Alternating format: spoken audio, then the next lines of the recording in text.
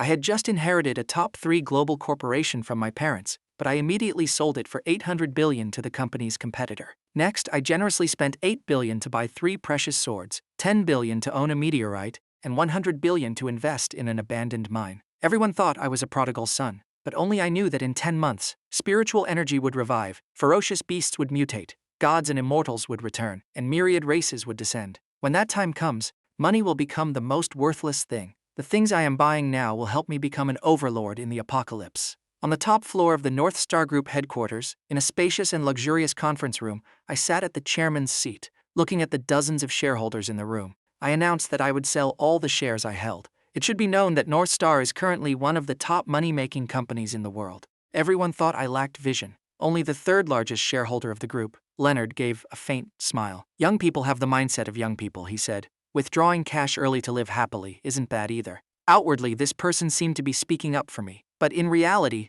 his goal had long been to crush my family, to seize control of the entire group for himself. So, when he heard I wanted to sell my shares, he was practically holding back laughter. Looking at everyone's reactions, I only found it amusing, because as a reincarnator, I knew that in 10 months, the earth would undergo a massive transformation. Heaven and earth's spiritual energy would revive, and the 3,000 great paths would reappear. All current orders would be overturned, and money would have no value then. In my previous life, I built the illustrious North Star Group from nothing. But when the spiritual energy revived, because I was one step late, I suffered countless hardships. After over a decade of struggling, I eventually died tragically in the mouth of a ferocious beast. The hardships of my past life are still deeply ingrained in my mind. In this life, I was reborn to change everything. I have 10 months to prepare in advance. I only need to quickly convert my assets into cash. Combined with the memories of my previous life in my head, I am capable of far surpassing everyone, becoming a supreme powerhouse after the spiritual energy revives. When my mind returned to the present, I looked at Leonard, who was mocking me, and calmly said, "Uncle Leonard, you've always wanted to buy shares, haven't you? How about I sell all my shares to you?" As soon as I finished speaking, the entire room was stunned. Even Leonard was taken aback for a long moment. He was secretly overjoyed, but outwardly he didn't show it. Instead, he pretended to be calm and said, "All right, I wonder how much you want to sell them to me for." I didn't think much and replied immediately, "The entire lot for a fixed price of $800 billion. Leonard's pupils slightly contracted. It must be said he was truly tempted. $800 billion was not expensive at all. In fact, it was a huge bargain. Leonard thought for a moment and probed, "I can only pay a maximum of $400 billion. For the rest, would you accept real estate or other assets to make up the difference?" I laughed inwardly. In my previous life, Leonard was extremely lucky. He owned a piece of unexploited land in the mountainous region, and hidden beneath that land was an SS-grade secret realm. Around December, this secret realm would gradually reveal itself. Thanks to that secret realm, Leonard in the previous life developed his family's faction, building the illustrious Leonard family that awed the entire nation. I knew clearly that Leonard didn't have enough cash. If he wanted to acquire all the shares, he would definitely have to use real estate to compensate. Sure enough, just as expected, Leonard brought out a list of his real estate and lands, and among them, the land in the southern Grand Valley stood out. So in just a few dozen minutes, the two completed an $800 billion transaction. The next day, $400 billion was transferred into my bank account. The corners of my mouth lifted slightly. The master plan officially began. I immediately told the butler to prepare the private jet. That afternoon, I flew to Great Britain to meet a collector named Johnson to buy 3 treasures from him. 3 ancient bronze swords from the ancient era. These 3 bronze swords have quite mysterious origins. Currently, they look like 3 pieces of rusty scrap metal. But after the spiritual energy revives, the bronze rust will disappear, making them transform into peerless swords. These 3 swords can automatically combine into a heavenly sword formation, a formation I witnessed in my previous life. It is incredibly powerful, integrating both offense and defense, and even once suppressed millions of ferocious beasts. What makes people more amazed is that the heavenly sword formation formed by these 3 swords is only an incomplete formation. The original heavenly sword formation requires 6 bronze swords. The other 3 are currently in the hands of a tycoon in the country. My immediate goal is to recover these 3 swords scattered abroad. A few hours later, I arrived at an estate in the suburbs of London and met Johnson. "Show me the 3 bronze swords first." I went straight to the point without beating around the bush. Johnson did not refuse. Under his guidance, the 2 of us entered the collection room inside the estate. He wore gloves and carefully took out a bronze sword from the glass cabinet. He delicately brought it in front of me. At that moment, a dense aura of time washed over me. The sword was 3 feet 6 inches long, its surface covered in bronze patina. Only a few faint lines could be seen, but from the very first glance, I was certain this was exactly what I was looking for. Without thinking, I immediately said, £10 million. Pack all 3 swords for me. Johnson paused. He was quite satisfied with this price, but still pretended to hesitate and didn't answer right away. I glanced at him and continued to raise the price. £30 million. Johnson was startled internally, realizing I was someone with unfathomable wealth. He deliberately acted contemplative, starting to talk about the history of the sword. These words fell on my ears and could be summed up in 2 words: more money. Not wanting to waste time, I cut him off. 30 million flat. If you don't agree, then we're done. Johnson knew he couldn't raise the price anymore. The man from the nation before him was not a fool and wouldn't infinitely raise the price for him. He smiled brightly and hurriedly agreed. I didn't bother saying more, tossing a black card to him immediately. Swiped the card, took the swords, and I left. This person is probably secretly gloating, thinking he just made a bargain. But little does he know that in 10 months, these 3 bronze swords will become one of the 5 treasures of Great Britain. Completing the first step in the plan, I returned to my super luxury villa 2,000 square meters large. Sipping a glass of Celeste wine, priced at 200,000 a bottle, I looked at the 3 bronze swords placed on the table, lost in thought. In my previous life, the remaining 3 bronze swords were only excavated from King Arthur's tomb. After the spiritual energy revived, they were combined into a supreme formation, capable of resisting ferocious beasts and the primordial tribe. But a while after the spiritual energy revived, the primordial true king descended. The group of people possessing the formation betrayed and surrendered to the primordials, massacring humanity on a large scale. The nation thus fell into chaos and extreme danger. Thinking of this, I stepped out onto the balcony, looking down at the lights of 10,000 homes at the foot of the mountain. Raising the wine glass in my hand, I whispered softly, "This glass is a toast to the entire nation, wishing for peace in the rivers and mountains and prosperity for the people." The next morning, in the living room on the 3rd floor of the estate, the large doors were pushed open. The assistant, Simon, in a sharp suit, respectfully stepped in. Following him were 3 oddly dressed people: a man with braided hair wearing an eye patch, a chubby bald guy always smiling, and a young woman with striking beauty. "Mr. Arthur," Simon said respectfully, "these 3 are the people you were looking for." He stepped to the side, unintentionally blocking all possible attack angles from those 3 people. I glanced at him and nodded slightly. This assistant had followed me for many years in my previous life. He was always loyal, even sacrificing his life to protect me against ferocious beasts. He was a dedicated guard.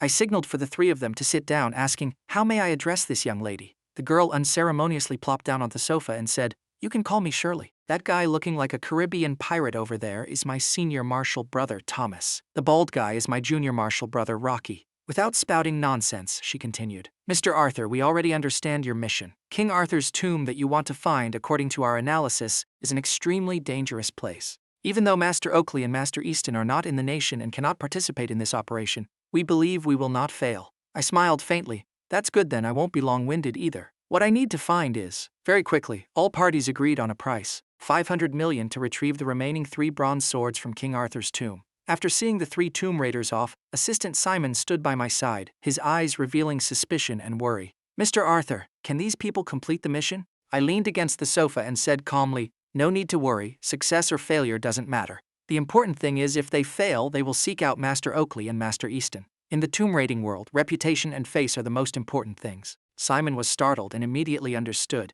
He continued, "The northern side has been arranged properly. This afternoon at 2:30, a helicopter will arrive here to pick you up. The instructions you gave earlier, I have fully conveyed to them. Everything seems to be going quite smoothly at the moment." I smiled and nodded. At exactly 2:30 p.m., a massive helicopter landed on the empty lot in the estate. The cabin door opened, and a middle-aged man stepped down. He had short, neat hair, wore a light green spiritual armor, looked energetic, and his sharp eyes seemed to radiate divine light. This person's name was Hugh, a trusted confidant of my parents. Just like Simon in the previous life, he loyally followed me until he sacrificed himself. I boarded the helicopter with Hugh, heading straight towards the north. In less than 2.5 hours, we arrived at the destination landing pad. Seeing my helicopter land, several people rushed forward, led by a man in a tunic, his hair turning gray but his eyes sharp with a metallic glint. As soon as I stepped out of the cabin, he hurriedly ran over with a respectful attitude. "Mr. Arthur, we have been waiting for you for a long time." I nodded and glanced at this older man. Uncle Gideon. He was also a trusted confidant, in charge of managing the northern branch. He had deep connections with the local authorities and the underworld. This time, contacting the local factions in the north was also single-handedly arranged by him. 10 minutes later, in a discreet hotel conference room, I sat with about 10 people around the table. They were all veteran generals who had fought alongside my parents, loyalists of the North Star Group. After I sold my shares, they decisively left the company to follow me. Glancing at everyone, I spoke first. Gathering everyone here this time, I want to clarify a few things. You are all uncles who have followed North Star for many years and have also interacted with me. You surely understand I am not the type to have courage without brains. Regarding the sale of shares, Uncle Gideon hurriedly nodded. We naturally understand Mr. Arthur's capabilities. North Star's rapid development over the years, we've all witnessed it firsthand. But we truly don't understand why you would sell the shares. Leonard's intentions are as clear as day. The others also agreed. Although they supported me, with this decision, many people still remained silent. After 15 seconds of silence, I spoke slowly. Regarding the sale of shares, it is inconvenient for me to explain right now. In short, everyone will understand later. Let's not mention this matter again. As for the second matter, the purpose of my visit to the north this time, I hope you will keep what I am about to say strictly confidential. Everyone nodded in unison. These people were all trustworthy in my previous life. Even facing death, they never abandoned me. This time, our main goal is to advance deep into the Great Northern Forest to find a millennium-old lightning wood. This lightning wood is located in the center of the primeval forest, having endured thousands of lightning strikes and still standing firm. But publicly we will say that the purpose is to build a Great Northern Forest tourist resort, so we need to send many people for a survey. My biggest worry is Leonard. If he interferes, it will be very disadvantageous for us. After finishing speaking, Assistant Simon projected a PowerPoint on the large screen and began explaining. On the screen appeared an image of a giant tree with a diameter of over a meter. The bark was scorched black by lightning, but miraculously the tree did not decay. The trunk stood straight, reaching up to pierce the sky. The area around the tree was a barren land, as if all resources had been drained by this tree. In the north, there is a folk belief that lightning wood wards off evil. This lightning wood endured countless lightning strikes yet stood firm, not even dying. According to his prediction, this tree grows in the center of the Great Northern Forest primeval forest, an area that has not been fully explored. Therefore, we must be extremely cautious this time. After the instructions were given, the meeting ended, and the veteran generals quickly set to work on the arrangements. A few days later, I stood outside the Great Northern Forest, looking at the boundless, endless forest, my heart surging with emotion. After the spiritual energy revived, countless bizarre ancient creatures appeared here, and spiritual energy erupted. Great cultivators entered here, found the millennium-old lightning wood, and crafted it into a divine weapon of matchless power. Unfortunately, those cultivators eventually betrayed humanity. Mr. Arthur, let's set out. Hugh respectfully stood before me, introducing the team behind him. They are all experienced veterans, all locals. They will absolutely keep their mouths shut. I nodded and didn't say more. Sir, there is news from the Trenton auction house. When everyone left, Simon approached and whispered, Auction house. My heart stirred. Auction houses often have antiquities. Currently, they are just collectibles, but after the spiritual energy revives, some antiquities will absorb the spiritual energy to become treasures. Since I temporarily couldn't find the lightning crystal here, I decided to return to Trenton. 2 hours before the auction started, my assistant and I arrived at the venue. According to sources, the auction items this time are long-standing antiquities, thus attracting many tycoons from all over. An hour later, the auction hall was packed. The magnates gathered in groups, chatting lively. Overhearing a few sentences, what excited me the most was the news about a 5,000-year-old meteorite appearing in the auction. In my previous life, after the spiritual energy revived, antiquities like this had no use. But jade-absorbing spiritual energy would become spirit stones, providing abundant spiritual power for cultivators to enhance their strength, making them rare treasures. As for the meteorite they mentioned, I was even more interested. In my previous life, Leonard collected several meteorites, using the secret realm in the Grand Valley to forge them into treasures, helping the Leonard family skyrocket in power, later becoming one of the top 10 great families in the nation. I secretly vowed to get this meteorite at all costs. Initially, I thought no one would compete for a small meteorite, but I didn't expect some ignorant fool to target it. The auction officially began. The auctioneer stepped onto the podium, the hall lights focusing on him. He spread his arms, smiled radiantly, and bowed deeply. Ladies and gentlemen, thank you all for attending the auction organized by the Empire Group. I am Marcus, and I am highly honored to be the host of today's auction. The introduction lasted over 10 minutes and sounded quite boring. After the introduction, an elegant girl wearing a cheongsam pushed the first auction item onto the stage. The first item was a tricolor vase from the medieval era, representing the Silk Road. The starting price was 5 million. As soon as the auction started, the hall became lively. Tricolor is a characteristic symbol of the medieval era, always a dream treasure for collectors. But to me, the vase had no practical value. In my previous life, after the spiritual energy revived, these vases did not undergo any transformations. Therefore, I didn't bother bidding. After several intense rounds of bidding, a tycoon bought the tricolor vase for 12 million. The second item was a pair of Bronze Age jade pendants. According to expert appraisal, it is the oldest pair of jade pendants ever discovered. The starting price was 1 million. Surprisingly, no one bid. The reason was very simple. Everyone thought that jade pendants couldn't possibly survive thousands of years and must surely be synthetic. Just as the auctioneer was awkwardly preparing to pass the item, I suddenly spoke up. 1 million, I'll take it. Everyone looked at me, erupting into mocking laughter. But I didn't care because I knew just how incredibly valuable this pair of Bronze Age jade pendants would become later. For the next 40 minutes, the auction items were all paintings, calligraphy, or antiques. I wasn't the least bit interested. After a boring period, the penultimate auction item finally arrived. The penultimate treasure of today's auction. I believe many people came here for this. It is no exaggeration to say this item goes far beyond the concept of ordinary antiquities. Its value is immeasurable. Marcus maintained his elegance as he felt the atmosphere had warmed up. He clapped his hands, and two stunningly figured girls in cheongsams pushed a stand onto the stage. On the stand was a green bronze box. Marcus wore sterile gloves and, under everyone's attentive gaze, slowly opened the bronze box, revealing the item inside. A reddish-brown stone the size of a basketball with an irregular shape emitting a faint heat. I was startled inwardly. The stone on the screen, from its shape to its unique aura, looked exactly like the meteorite Leonard accidentally bought in the previous life. Marcus spread his arms and said mysteriously, "Ladies and gentlemen, this stone is not simple at all. According to expert appraisal and comparisons with archaeological data, this is a meteorite from 5,000 years ago. Moreover, it contains 80 unknown trace minerals. The starting price is 20 million, with each bid increment being no less than 2 million. The auction begins." The words had barely fallen when I didn't hesitate. 30 million. The whole hall was stunned. Someone, dissatisfied, called out, "What kind of bidding is that?" 32 million. I didn't hesitate again. 50 million. The other person was furious. "I am Sean, chairman of the Horizon Group. Give me some face." 52 million. These words made the other bidders afraid to follow. Horizon is the second largest group in Trenton, only behind North Star. But I didn't care at all, raising my paddle. 80 million. Sean couldn't stand the anger and shouted, "To save face, 90 million. The whole hall fell dead silent. Everyone looked back and forth between me and Sean, secretly thinking both were prodigal spendthrifts. 1 billion, 2 billion, 5 billion. The tycoons stared wide-eyed at me. Even though many people had tens of billions in assets, no one dared to spend like that. Even Marcus was dumbfounded. Working in the industry for decades, he had never seen anything auctioned to this level. According to his estimation, this meteorite was at most 50 million. Sean gritted his teeth. If 2 billion was all the cash he could mobilize, then 5 billion was his father's limit. But how could he show weakness? 8 billion, he shouted. To normal people, 8 billion is an astronomical figure. Even to billionaires, it's not a small amount, but for Horizon, they could still afford it.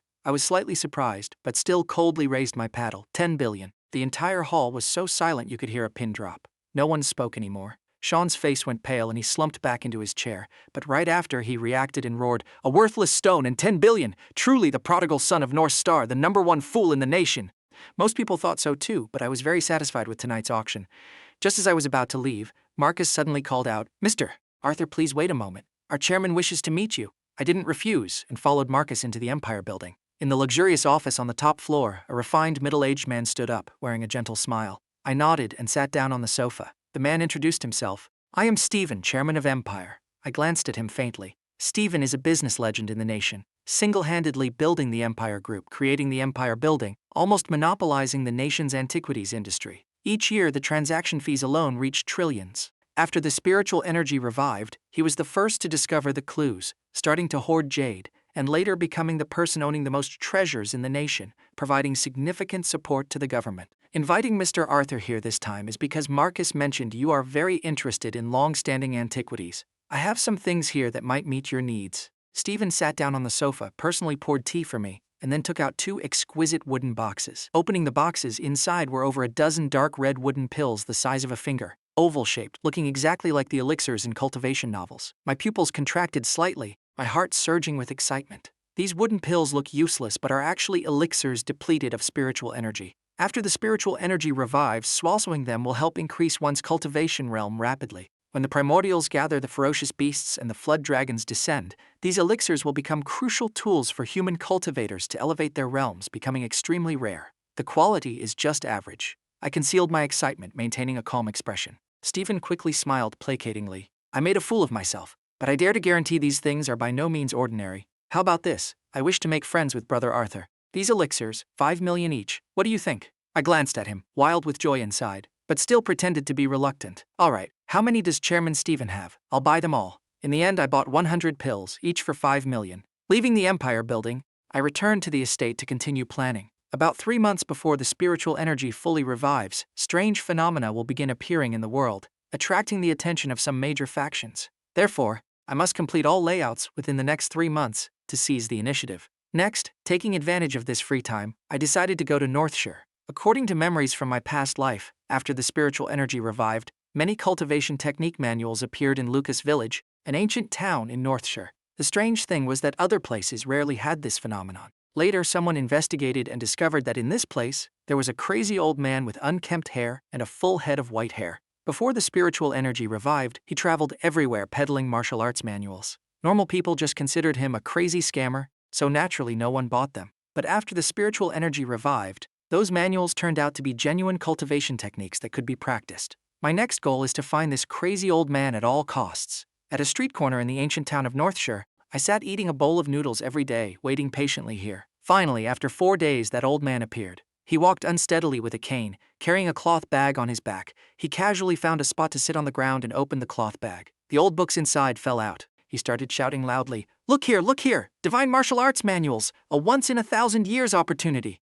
Miss it and it won't come back. How much for these books? I asked, speaking up. The old man looked up, saw a young man with an extraordinary aura, and quickly smiled. He said, 50 per book, bulk buys get a discount. Young man, do you want to take a look? I smiled slightly, looked at the pile of books on the ground, and casually flipped through a few. Inside were illustrations of martial moves with annotations. I became even more certain. These were precisely the cultivation techniques that could be practiced after the spiritual energy revived. Pack them all up. I stood up, pointing at the pile of manuals on the ground. The old man revealed a look of joy, hurriedly packing them up and handing them to me, as if afraid I'd change my mind. Young man, the total is 3,500. I'll even throw in 10 extra books. Keep them safe. The assistant immediately took out cash and handed it to him. After acquiring the manuals, I returned to the estate and started making the next plan. Over the following 6 days, Shirley's tomb raiding group sent news reporting they had found some clues and would soon pinpoint the location of King Arthur's tomb. The Great Northern Forest side also had news.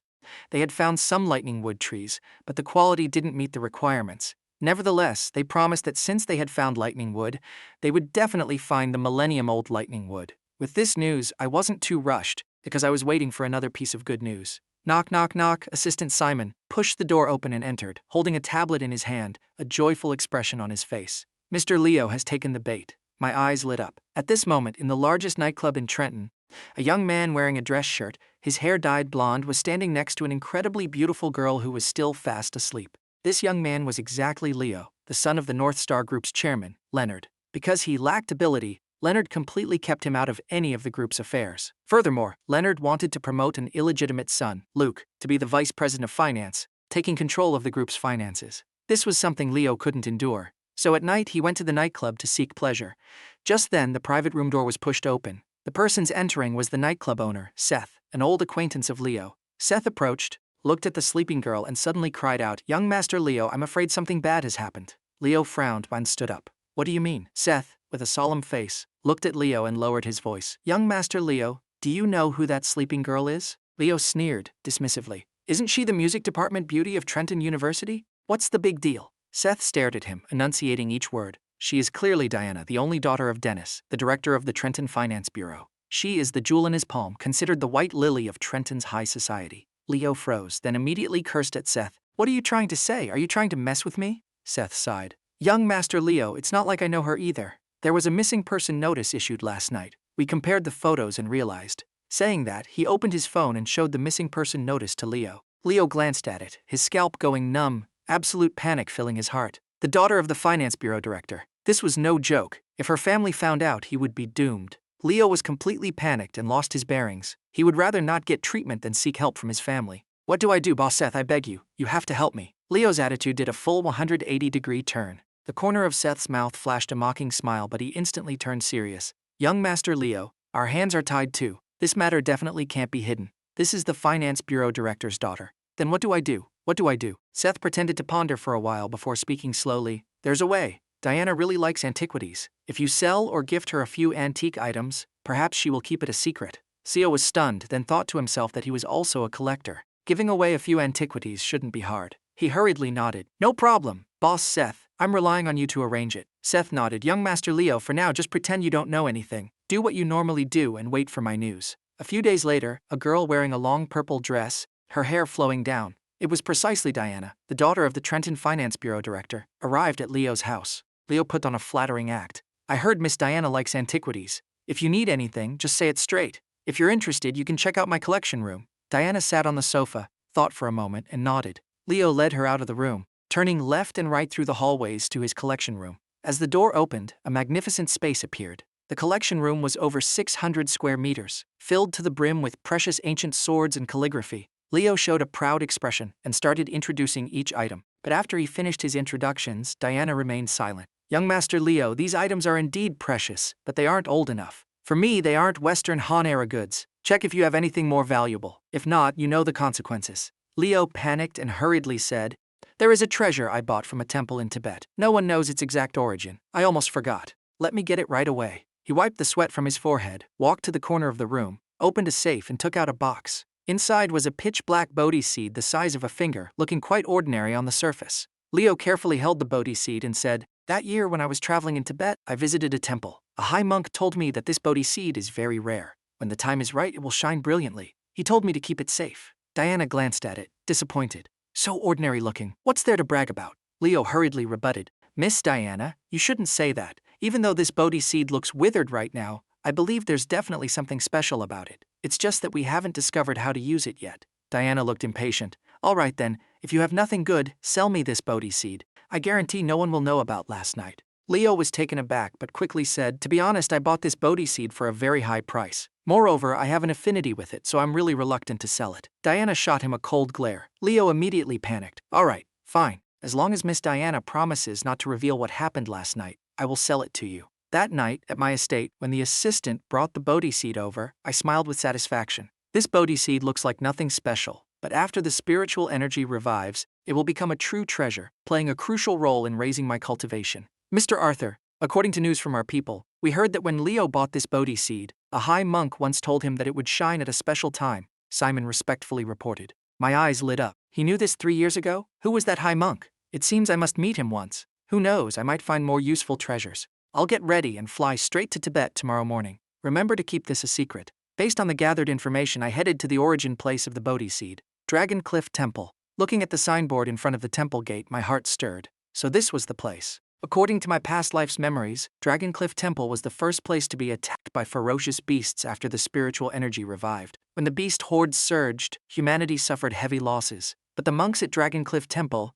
thanks to the ancient ruins and abundant spiritual energy there, along with an ancient formation, resisted the primordial tribe and the ferocious beasts for 3 whole years. It wasn't until a true king-level powerhouse appeared that the temple was leveled to the ground. Suppressing the emotions in my heart, I adjusted my clothes and stepped through the temple gate. A monk wearing a deep red cassock greeted me. Is the benefactor here to pray or to listen to Buddhist scriptures? I smiled and replied, Arthur pays respects to the great master. I came this time both to listen to the scriptures and to burn incense for prayer. Please guide me, great master. Out of respect for the Dragon Cliff monks from my past life, I acted very respectfully. The young monk led me into the inner courtyard to the main hall doors. A monk wearing a red cassock with a benevolent appearance was lecturing on Buddhist scriptures. In the hall, over 30 monks sat on meditation cushions, listening attentively. My arrival did not draw attention, so I quietly sat down and peacefully listened to the scriptures. 40 minutes later, as the bell rang, the scripture lecture ended. The monks left one by one, leaving only me and the abbot in the hall.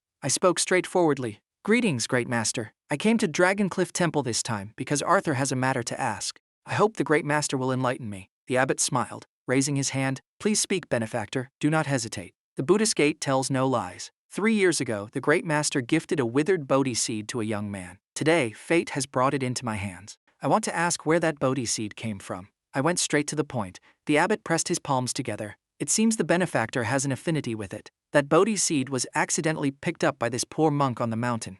That day, seeing that the young man had an affinity with it, this poor monk simply gifted it to him. Unexpectedly, he insisted on paying, so this poor monk accepted it. Regarding the origin of the Bodhi seed, now that it has reached the benefactor's hands, it seems its fate belongs to the benefactor. I was slightly disappointed. So, there were no clear clues about this Bodhi seed. I nodded. Thank you, great master. Saying that, I stood up, clasped my hands, and prepared to leave. Benefactor, please stay your steps. The abbot suddenly stood up. The benefactor came to Dragoncliff Temple today. Perhaps it is destiny. Now that the Bodhi seed belongs to the benefactor, if this poor monk's guess is correct, in the future, Dragoncliff Temple might need the benefactor's help. My heart jolted, pupils shrinking. This abbot seemed to possess the ability of foresight. Could he also know about the spiritual energy revival and the impending great tribulation? The benefactor need not be surprised, he smiled. This poor monk is merely speculating, but since you are here, this poor monk has an item he wishes to gift the benefactor. Please follow this poor monk. I followed the abbot to the middle of the mountain behind the temple. He suddenly turned and asked,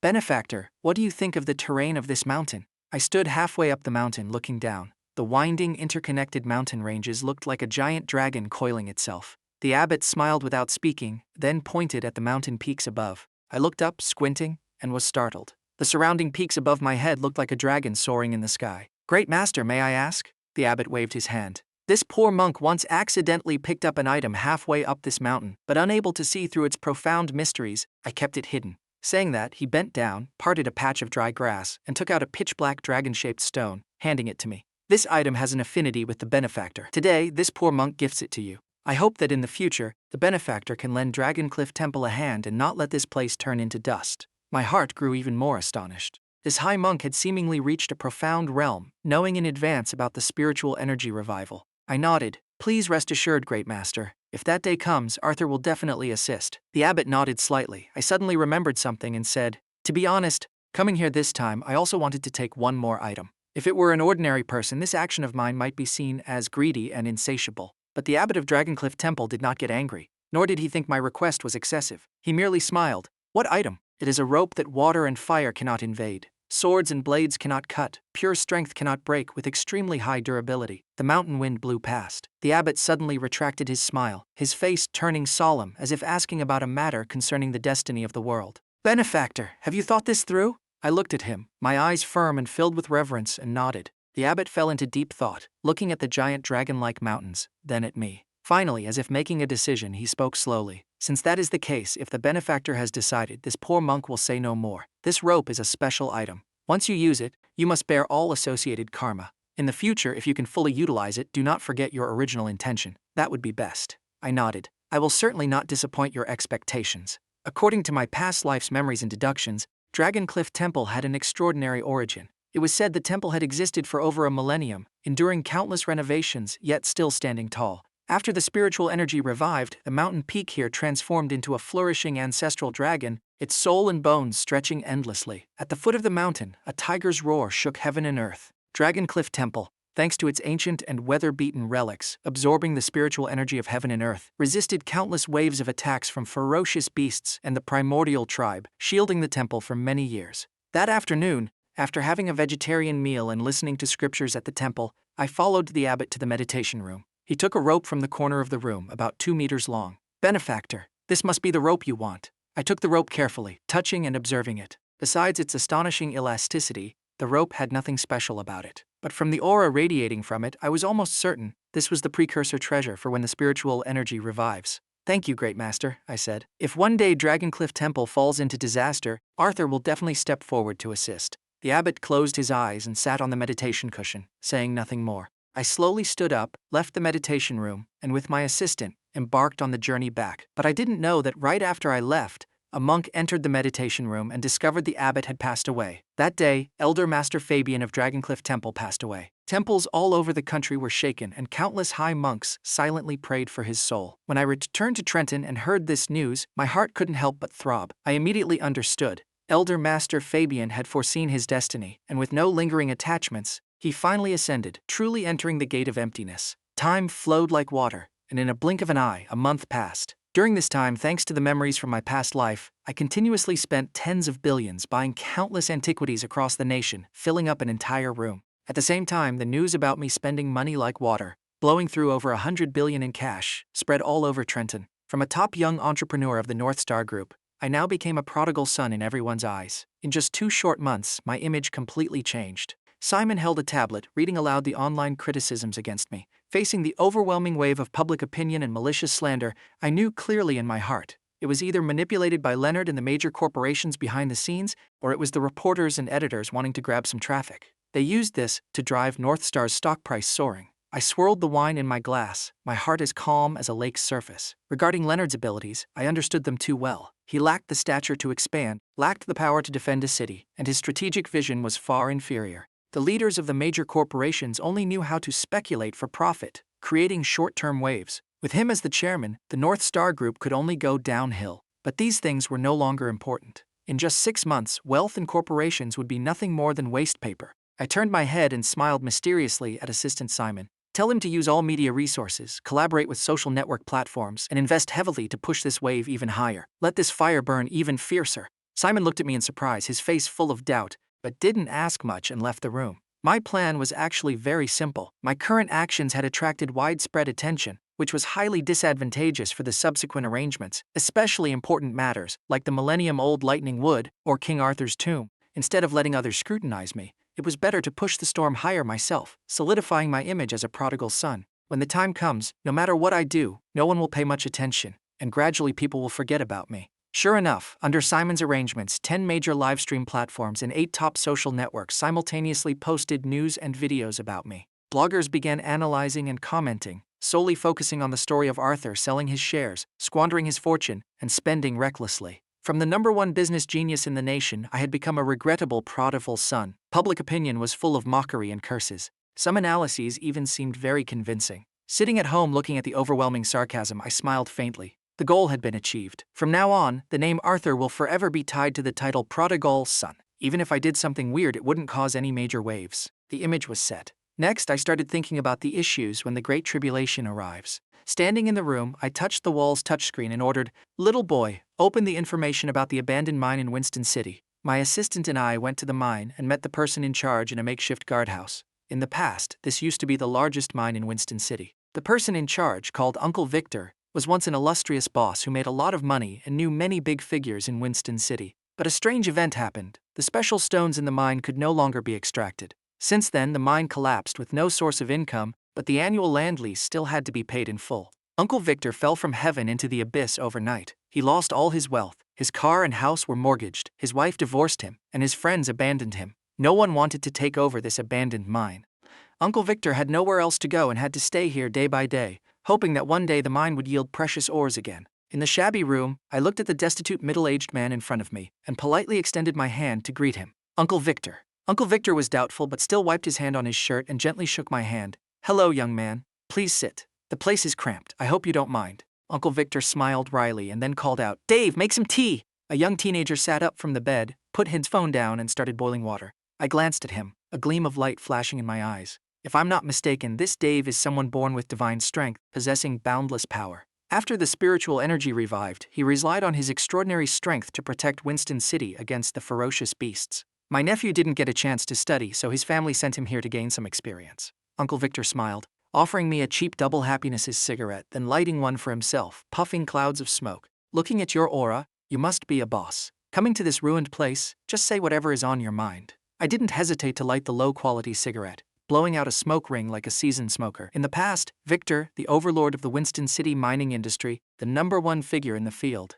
Due to a strange event, the mine stopped producing and became a ruin. Unwilling to abandon the life's work you built, and holding on to a glimmer of hope, you exhausted your entire fortune holding on to the mine for 10 years, now falling into destitution. Victor frowned, his face turning cold, his eyes sharp. "If you're here to mock me, you can leave. I've heard enough of these words for 10 years, I said seriously. "Mr. Victor, you misunderstand. I truly admire your perseverance.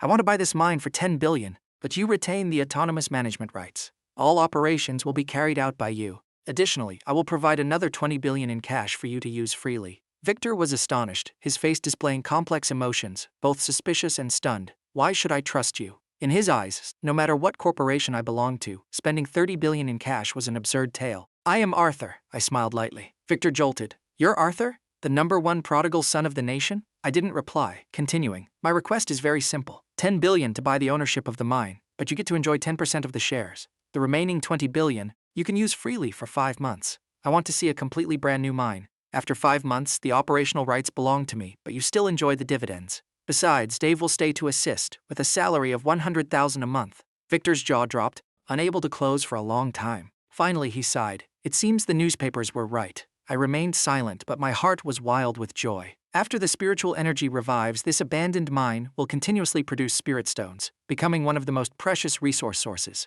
With the Grand Valley Secret Realm as a base, and this place providing spiritual energy and magical artifacts, I was confident I would surpass my previous life. After completing the acquisition plan, I spent another 3 days inspiring Victor, a man whose willpower had been eroded by time. He began rebuilding the mine. Victor asked, "If the mine has no more ore, then what is this mine supposed to do for business?" I didn't give a specific answer, only asking him to gather trustworthy people, build high walls, clear the waste, and build a concrete road connecting to the city. Those are the things you need to do in 5 months. After that, I will take over. You don't need to worry anymore. Although Victor was still doubtful, it wasn't convenient to ask more. During those few days, I also chatted with Dave, discovering that despite his unmatched strength, his soul was incredibly pure. If he became a capable assistant in the future, it would be wonderful. Returning home, the King Arthur's tomb side sent news that they had found the tomb, but the place was extremely dangerous, and Shirley's tomb raiding group suffered significant losses. She came to see me, demanding a higher price. I agreed without hesitation, spending an extra 5 million, asking for only one thing. Within 3 months, the 3 swords must be placed in front of me. On the other hand, the crazy old man in Northshire also contacted me, saying he had found a mysterious cultivation manual, but requested my personal visit. However, before leaving, there was one more thing to handle. In the past half-month, 9 major corporations had sent over a dozen invitations, wanting me to be a guest. That evening, in the living room of Leonard's villa, leaders of 9 major corporations gathered, over 20 people. The reason they persistently invited me was because of the prodigal son image I created. Leonard wanted to cut off my financial sources, preventing me from making a comeback, so he allied with the major corporations, collecting a bunch of antiquities and junk, targeting my hobby of collecting antiquities, setting up a hangmen banquet. Bosses, Mr. Arthur has arrived. Leonard's butler led me into the living room. Everyone rejoiced, turning their eyes toward the door in unison. I swept my gaze over the crowd, saying calmly, "Sorry to keep you all waiting. Arthur is late." Leonard smiled brightly, his eyes showing the concern of an elder for a junior. "Arthur, tell the truth. Your uncle fought alongside your father in the business world. I don't want to see you continue squandering money like this." Leonard put out his cigarette, speaking in an anguished tone. "A few days ago, I dreamed of your father. He blamed me for not protecting North Star well. I was extremely ashamed, waking up sobbing. As for your shares, if you need them, I can buy them back at any time." Saying that, Leonard even teared up, taking a handkerchief from his pocket to wipe his face. I quietly watched this act. If I hadn't known Leonard's true face, I might have been fooled by his acting. "Uncle Leonard, say no more. The shares have been sold. I will absolutely not buy them back. Besides, I think my current life is very good. Let's not bring up side issues and get to the main topic." My attitude was incredibly arrogant, not even looking anyone in the eye, perfectly matching the arrogant young master image portrayed in the media. "Recently, I heard you've been collecting antiquities everywhere," Leonard said. "We uncles have a few items here, see if you need them. Don't worry about the price. We will sell them at the original purchase price. It's just that this batch of Bodhi items, plus a few plots of land, the value might be slightly high." Leonard acted worried, his voice even showing a hint of caution. I put on an arrogant tone. "Bring out the items first. We'll talk about the price later. Stop spouting nonsense." The faces of several chairmen darkened. If it wasn't to drain my money, they would have flared up long ago. Under Leonard's arrangements, everyone brought out the antiquities and antiques they had collected. Seeing them, I was secretly overjoyed. A Tang-style Rui jade, an icy snow pearl, an East Sea luminous pearl, withered elixirs, plus several plots of land holding secret realms. I was ecstatic but outwardly appeared indifferent, criticizing each item. But while I was selecting and commenting, everyone was on edge, fearing that if I wasn't pleased, their plan would fail. After 2 hours, I finished inspecting everything, leaned back in my chair, and lazily said, "I thought you all brought something impressive. Turns out it's just this. Give me a price." Leonard suppressed his excitement and gave a price, a fixed price of 200 billion. Everyone looked at me in unison. The total acquisition value of these items was less than 50 billion. They were even prepared for me to bargain. The atmosphere was tense. Everyone held their breath. Unexpectedly, I smiled coldly. "Pack it all up. Sign the contract within 7 days. Saying that, I stood up and left the hall. A few minutes later, everyone snapped out of it, erupting into crazy, mocking laughter. Returning to the estate, I took stock of today's harvest and instructed my assistant to handle the petty matters next. In the next few days, I had to take a trip back to Northshire to see what mysterious cultivation manual that crazy old man was finally going to present. When I saw the old man again, I was truly shocked. His hair was neatly combed. He wore an expensive designer suit. His leather shoes were shining, and on his wrist was a watch worth $1 million. 4 or 5 tall, muscular bodyguards followed behind him. "Mr. Arthur, right this way." The old man was extremely polite, extending his hand with a bright smile. Now, he was no longer the crazy old beggar on the street, but a golden bachelor living in a villa in Lucas Village, driving a supercar. The old man led me into the villa, signaled everyone to leave, and then took a bottle of premium brandy from the wine rack. "Mr. Arthur, have a taste." I nodded and took the wine glass. "I came this time because I wanted to see the heavenly book ancient text you mentioned on the phone." The old man nodded, stood up, went to the safe in the corner of the room, and took out an old book with yellowed pages, handing it to me. I took it and glanced at the cover. It clearly read, "Classic Heavenly Book, Volume 1. Based on memories from my past life, I was almost certain this heavenly book was the very treasure once held by a great cultivator. At that time, that cultivator was only at the peak of the Divine Treasury realm, but thanks to the 2 volumes of the heavenly book, he was able to fight evenly against ferocious beasts close to the true king realm. This was exactly what I was looking for. I said, "Same as last time, I'll pay 50 million. I put the book away. The old man immediately priced it for someone else. Spending 50 million to buy an old book was like the action of a madman. But when the spiritual energy revives, this heavenly book will become a priceless treasure. Even exchanging a mountain of spirit stones wouldn't get it." "Deal," the old man replied. "Mr. Arthur, take it back first. Transferring the money later is fine too." Before leaving, I asked one more question. "Where did you find this book?" The old man, surnamed Young, grinned broadly. "South Sun Mountain behind Lucas Village in Northshire. But this thing requires destiny to find. I just accidentally discovered it." "Mr. Arthur, if you're interested, you can take a stroll there." I nodded, left the villa, and followed Mr. Young's direction straight to South Sun Mountain. This mountain is located north of Lucas Village, a branch of the famous Himalayas. Over 900 meters high, unexploited, the mountain path is rugged and very hard to climb. Reaching the peak, I sat on a large rock, observing the surroundings. Nothing special. The mountain was deserted with few people passing by.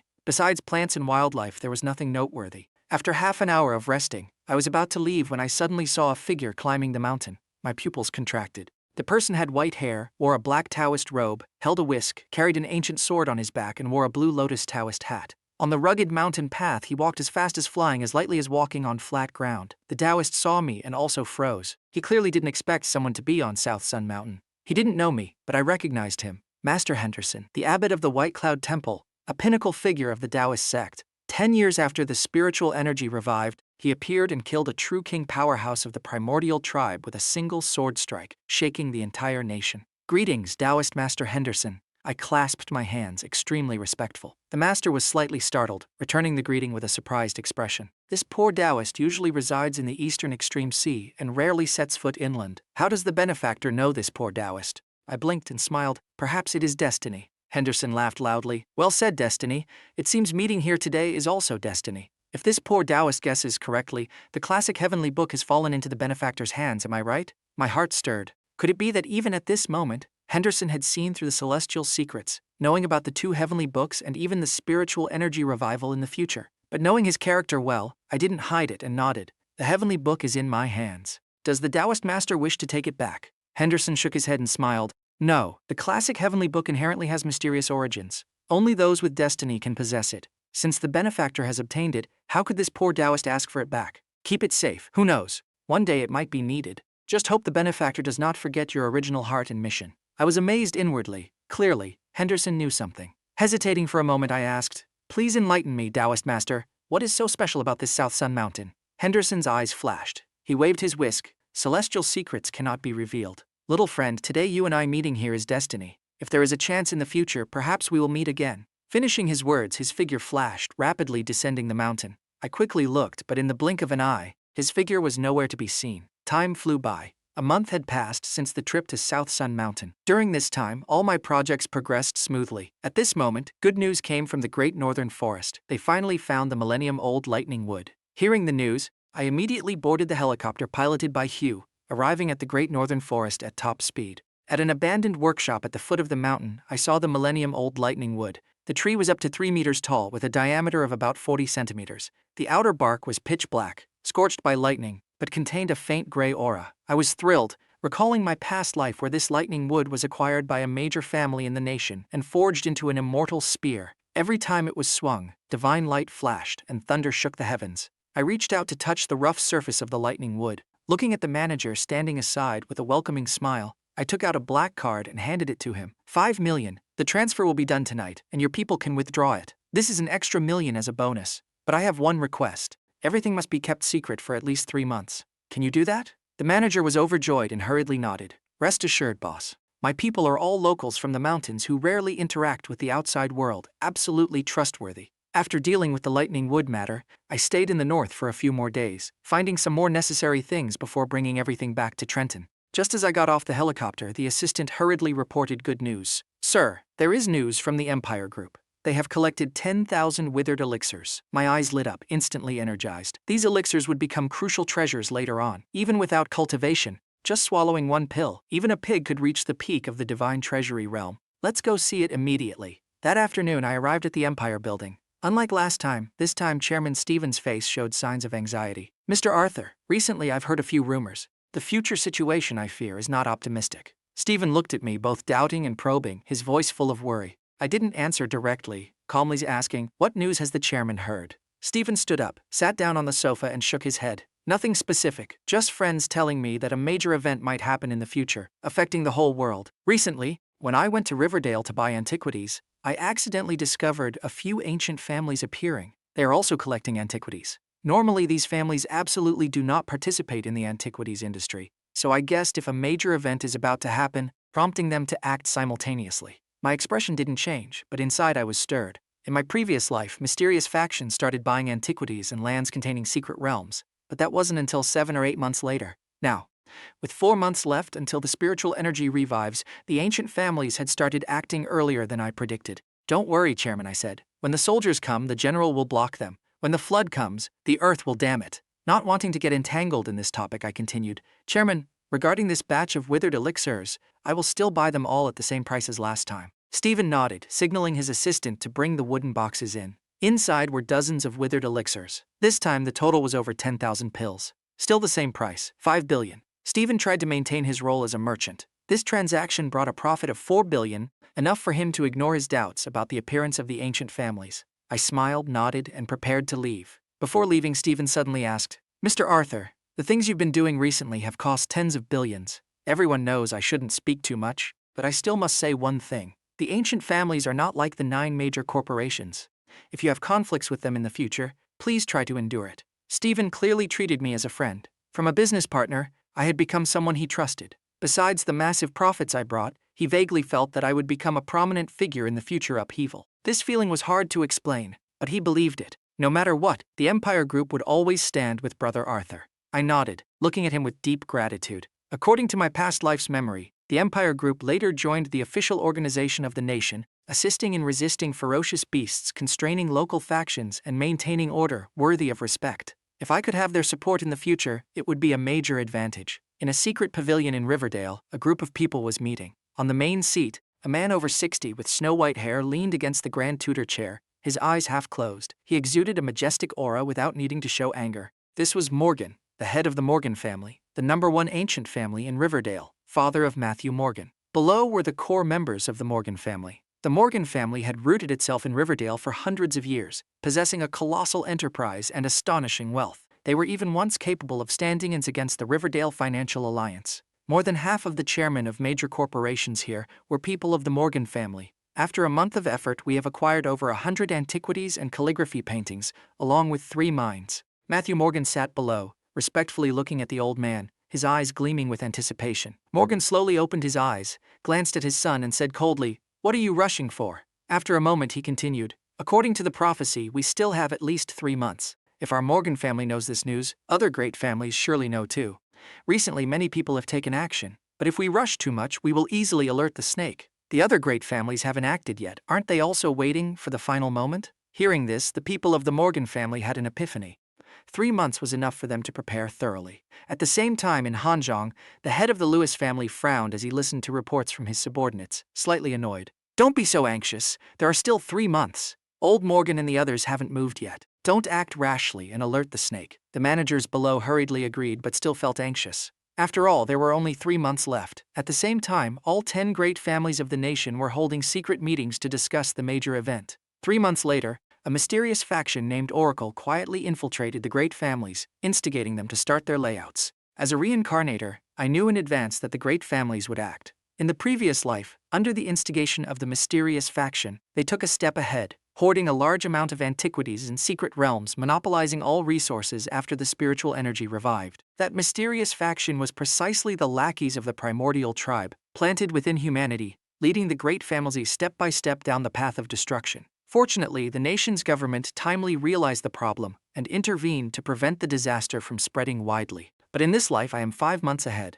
Possessing 6 mines, an SSS-grade secret realm, 6 King Arthur's swords capable of slaying true kings, 2 volumes of the classic Heavenly Book, and countless other precious treasures, I am confident that in the upcoming Great Tribulation, I will charge out like a dark horse, surpassing everyone. With just over 2 months left until the spiritual energy fully revives, good news came from King Arthur's tomb. Master Oakley and Master Easton had returned and immediately arranged to meet me. That evening, the two famous figures in the tomb raiding world arrived at my estate. Master Oakley wore a bluish-gray Taoist robe, carried a long sword, had two pistols tucked in his waist, and an heroic aura radiated from between his brows. Master Easton wore a leather jacket, had a bushy beard, and a relaxed gaze, looking quite casual and unconcerned with appearances. Both were native northerners, so I prepared a lamb hot pot right in the living room. "Mr. Arthur, not to hide anything from you," Master Oakley said while eating hot pot. "We just returned from America and saw some strange phenomena. Over there, people are frantically hoarding food, daily necessities, everything usable. Meanwhile, merchants are hunting for antiquities everywhere. But America only has a history of a few hundred years, so there aren't many antiquities. Mr. Arthur, is it possible that a major event is about to happen?" Facing Master Oakley's question, I nodded. I heard that a major event might happen, but what exactly it is, I don't know. When the time comes, you all will know. I followed up. I know King Arthur's tomb was robbed during the Three Kingdoms period, and 3 of the 6 bronze swords were taken away. The one who stole them was a figure under Cao Cao of Wei, the gold-touching captain. Master Oakley calmly recounted the strange tales, then asked, "Mr. Arthur, what do you want the 6 King Arthur's swords for?" Master Easton suddenly stopped his chopsticks, looked up and stared intently at me. I smiled faintly. I just inherently like collecting antiquities. The older, the better. I once read in a book about the 6 King Arthur's swords, which sparked my interest. That's why this transaction happened. Master Easton lowered his eyes, suddenly speaking absent-mindedly. "In my youth, I once saw an ancient formation in a Taoist temple consisting of 6 bronze swords. It seemed very similar to the 6 King Arthur's swords. Mr. Arthur, could it be you are interested in this sword formation?"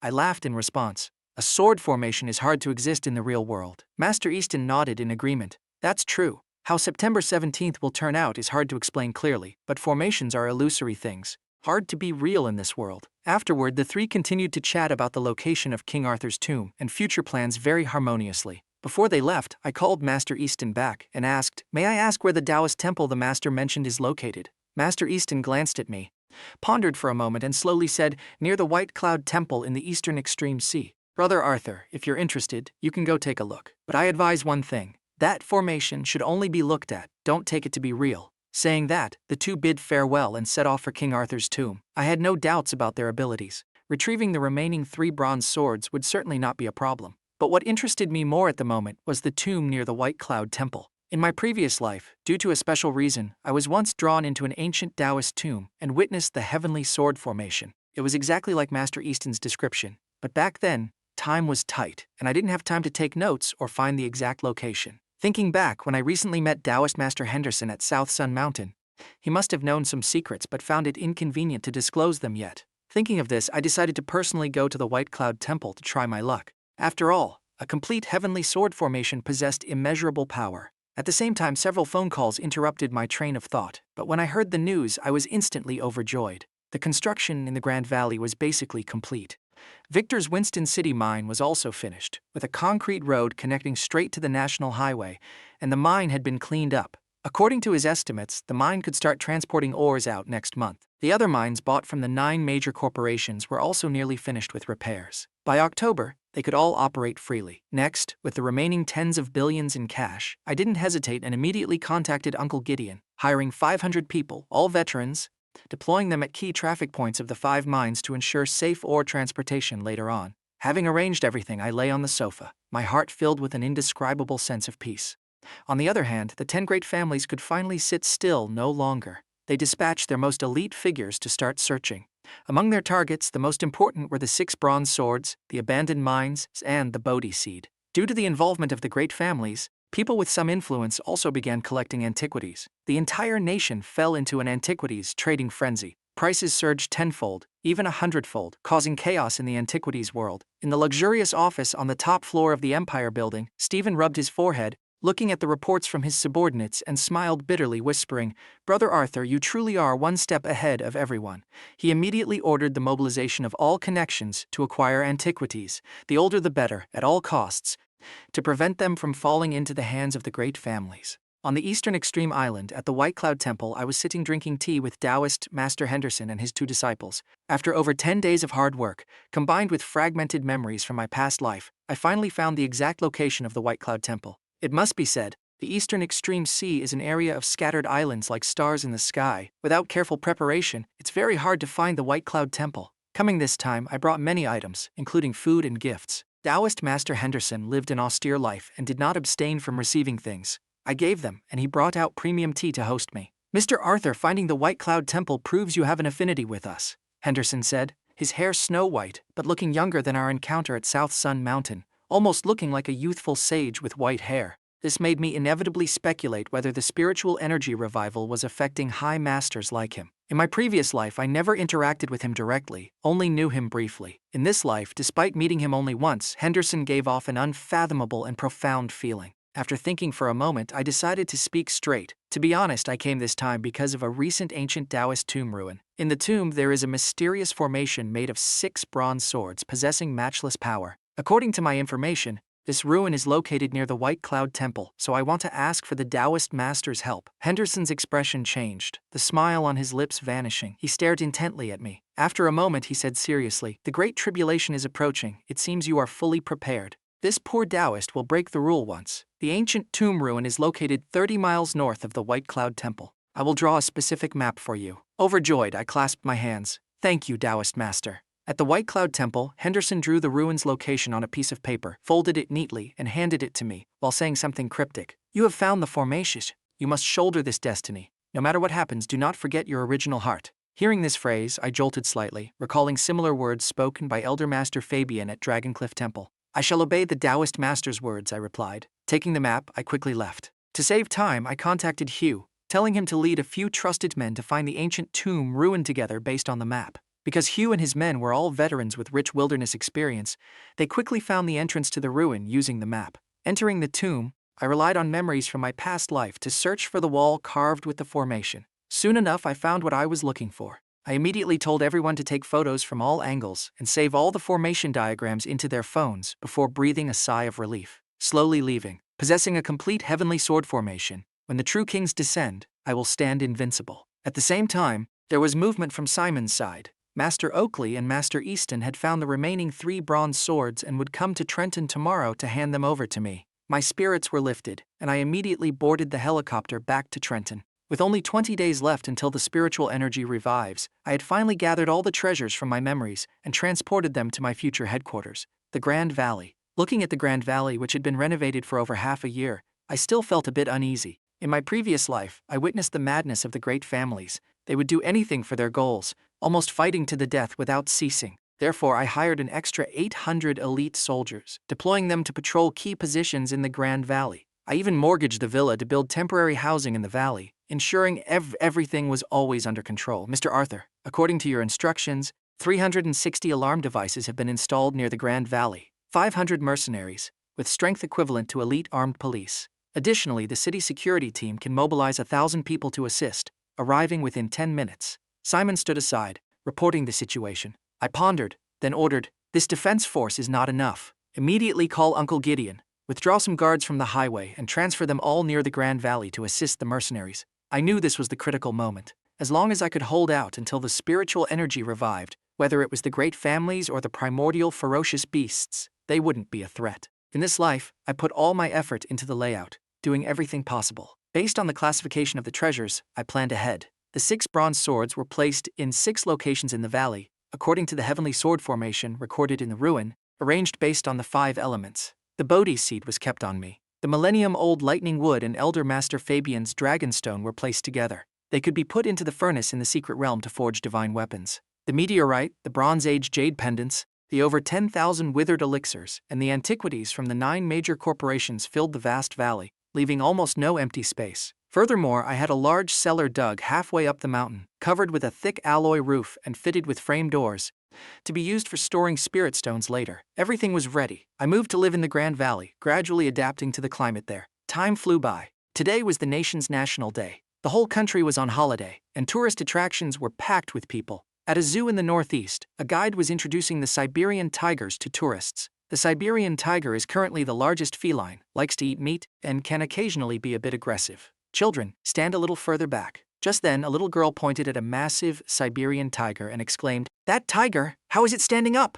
"The little girl is quite funny," the guide smiled, looking at the little girl with a friendly gaze. "Auntie, it's true. Suddenly, the crowd was in an uproar. The guide turned pale and looked back. Sure enough, the Siberian tiger she was familiar with suddenly swelled up, raised its head, and roared loudly, standing straight on its two hind legs. In just 1 minute, it dented the iron cage. At the same time, terrifying screams echoed throughout the entire zoo. Simultaneously, in the southwest, the sky was clear, but a second later, thunder roared, and countless giant ice blocks fell from the sky. At an amusement park in Riverdale, black clouds gathered, and a supermassive tornado suddenly appeared, causing devastation in an instant. From the 9 provinces to the 4 seas, natural disasters struck. A global catastrophe quickly descended. Humanity faced horrifying crises, but they didn't know this was just the beginning. In Riverdale, Morgan stood by the window, looking at the busy rescue teams downstairs, looking at the weak and helpless crowd, a cold smile forming on his lips. Natural disasters are the best way to filter the elites. The weak linger in the cracks until they are eliminated. The strong prepare in advance, seize the opportunity to advance, and accumulate resources. Our Morgan family will stand at the peak of the nation's great families, showing the world the foundation of the oldest family. Behind him, the descendants of the Morgan family all praised him in unison. Despite his old age, Morgan greatly enjoyed the flattery. Our patriarch has returned. Even without knowing the specific results, Morgan was confident that the Morgan family's operations would have no errors. But when a few middle-aged men in black suits entered and fell to their knees on the ground, the smile on Morgan's face instantly froze. A feeling of impending doom rose in his heart. He frowned and shouted, "What's the matter?" A burly man hurriedly replied, "Patriarch, we hired top experts in the tomb raiding world to find the location of King Arthur's tomb. We went inside to search but discovered that the bronze swords had already been taken by someone else. Someone beat us to it!" Morgan's face changed drastically, exploding in anger. "What? Gone? How is that possible? I planned for this for 10 years, spent tens of millions, just to quietly acquire the bronze swords when the disaster struck. Now you're telling me they disappeared?" Furious roars echoed through the room. Morgan's face was livid. Everyone in the room trembled, lowering their heads, not daring to speak. Fear filled their hearts.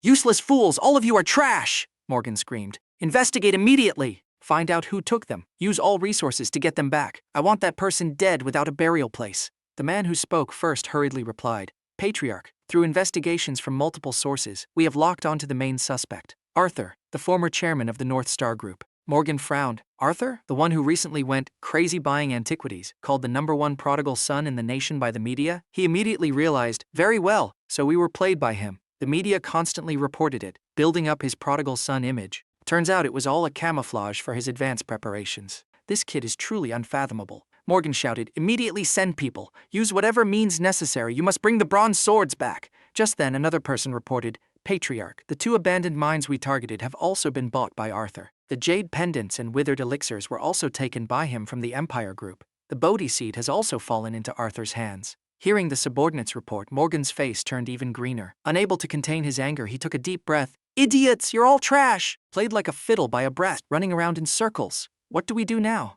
A middle-aged man bowed his head and presented the situation. "Patriarch, according to our spies, Arthur has hired at least a few thousand veterans and possesses a large number of heavy weapons. If we act rashly, we fear we won't gain any advantage." Morgan paced back and forth, starting to weigh the countermeasures. The others held their breath, not daring to speak. About 5 minutes later, Morgan swept his gaze over everyone, his voice dark. "Immediately contact the other 9 great families. Tell them everything we targeted has been stolen by Arthur. Our Morgan family will take action to take back what belongs to us. As for those other families, they know what they have to do." At the same time, the other 9 great families of the nation also received reports similar to the Morgan families. All their plans prepared over the years were preempted by Arthur. After an afternoon meeting, the 10 great families quickly reached a consensus. "Join forces to find me, demand the treasures back, and claim the mines." They even quickly divided the benefits based on status. Thus, representatives of the 10 great families sent a message to me, demanding I return everything. Otherwise, they would use military force at the Grand Valley. In the Grand Valley, I finished reading the letter from the 10 great families, tore it to shreds, and immediately took action. "Notify all units. Enter Stage 1 combat readiness," I ordered. "If they dare to come, fight them. I will bear the consequences." The assistant relayed the order, his eyes flashing with a fanatical zeal. "The great chaos is arriving. There is nothing to fear." I thought to myself, if the great families dare to come, I will show absolutely no mercy. Until the spiritual energy revives, they are nothing to worry about. The assistant left the valley to transmit my orders everywhere. When they learned I tore up the letter, the 10 great families immediately decided to use military force. They had to quickly capture the Grand Valley, take back everything, gather it all in one place, then divide the remaining 5 mines. They immediately sent people to seize them, using overwhelming power to force them to obediently hand everything over. Morgan, the leader, proposed, The official military currently doesn't have the time to bother with us. This is a once-in-a-thousand-years opportunity. If we miss it, we will fall into an abyss of eternal damnation. The other great families agreed to act. The 10 great families gathered their entire forces, advancing toward the Grand Valley. When thousands of people swarmed into the city near the valley, I received the news immediately. I gathered all the prearranged forces, concentrating at the Grand Valley with over 1,000 people equipped with heavy weapons, ready for battle. Standing atop the Grand Valley, I looked down through binoculars, seeing the convoy of the 10 great families aggressively advancing on the highway. Engines roared. The convoy stopped on an empty lot at the foot of the mountain. Thousands of people quickly assembled their weapons, and prepared to attack. I raised my right hand. The defense forces on the mountain loaded their weapons, aiming straight at the positions at the foot of the mountain. With just one command, millions of bullets would rain down. Thanks to the geographical advantage, I held absolute dominance. After arranging the formation, Morgan, protected by a few bodyguards, walked to the foot of the mountain, holding a megaphone, and shouted loudly, "Arthur, this old man respects your father, Arthur Sr. Now I give you 10 minutes to think. Hand everything over, and we will immediately withdraw our troops. I promise not to make things difficult for you. But if you dare to resist, our 10 great families will level this place to the ground, dyeing the Grand Valley in blood," his voice echoed. Over 2,000 people at the scene clearly heard every word. All eyes turned to me, waiting for an answer. After all, the opposing side was the 10 pinnacle great families of the nation, the strongest non-governmental force outside the official authorities. They practically controlled half of the nation's resources. I took the megaphone from the assistant, looking down at the army of the 10 great families at the foot of the mountain. With an extremely cold and decisive voice, I spat out a few words. "Take one more step, and I will kill without mercy." The entire scene fell dead silent. You could hear a pin drop. Everyone widened their eyes in disbelief at the young man. Since the establishment of the 10 great families, through countless dynasties, even during the golden age of feudalism, no one had ever dared to speak to them in this tone. They practically controlled half the resources of the nation. But now, a young man in his 20s dared to declare, "Take one more step, kill without mercy." Morgan's face was dark, his eyes revealing a murderous intent that pierced the sky.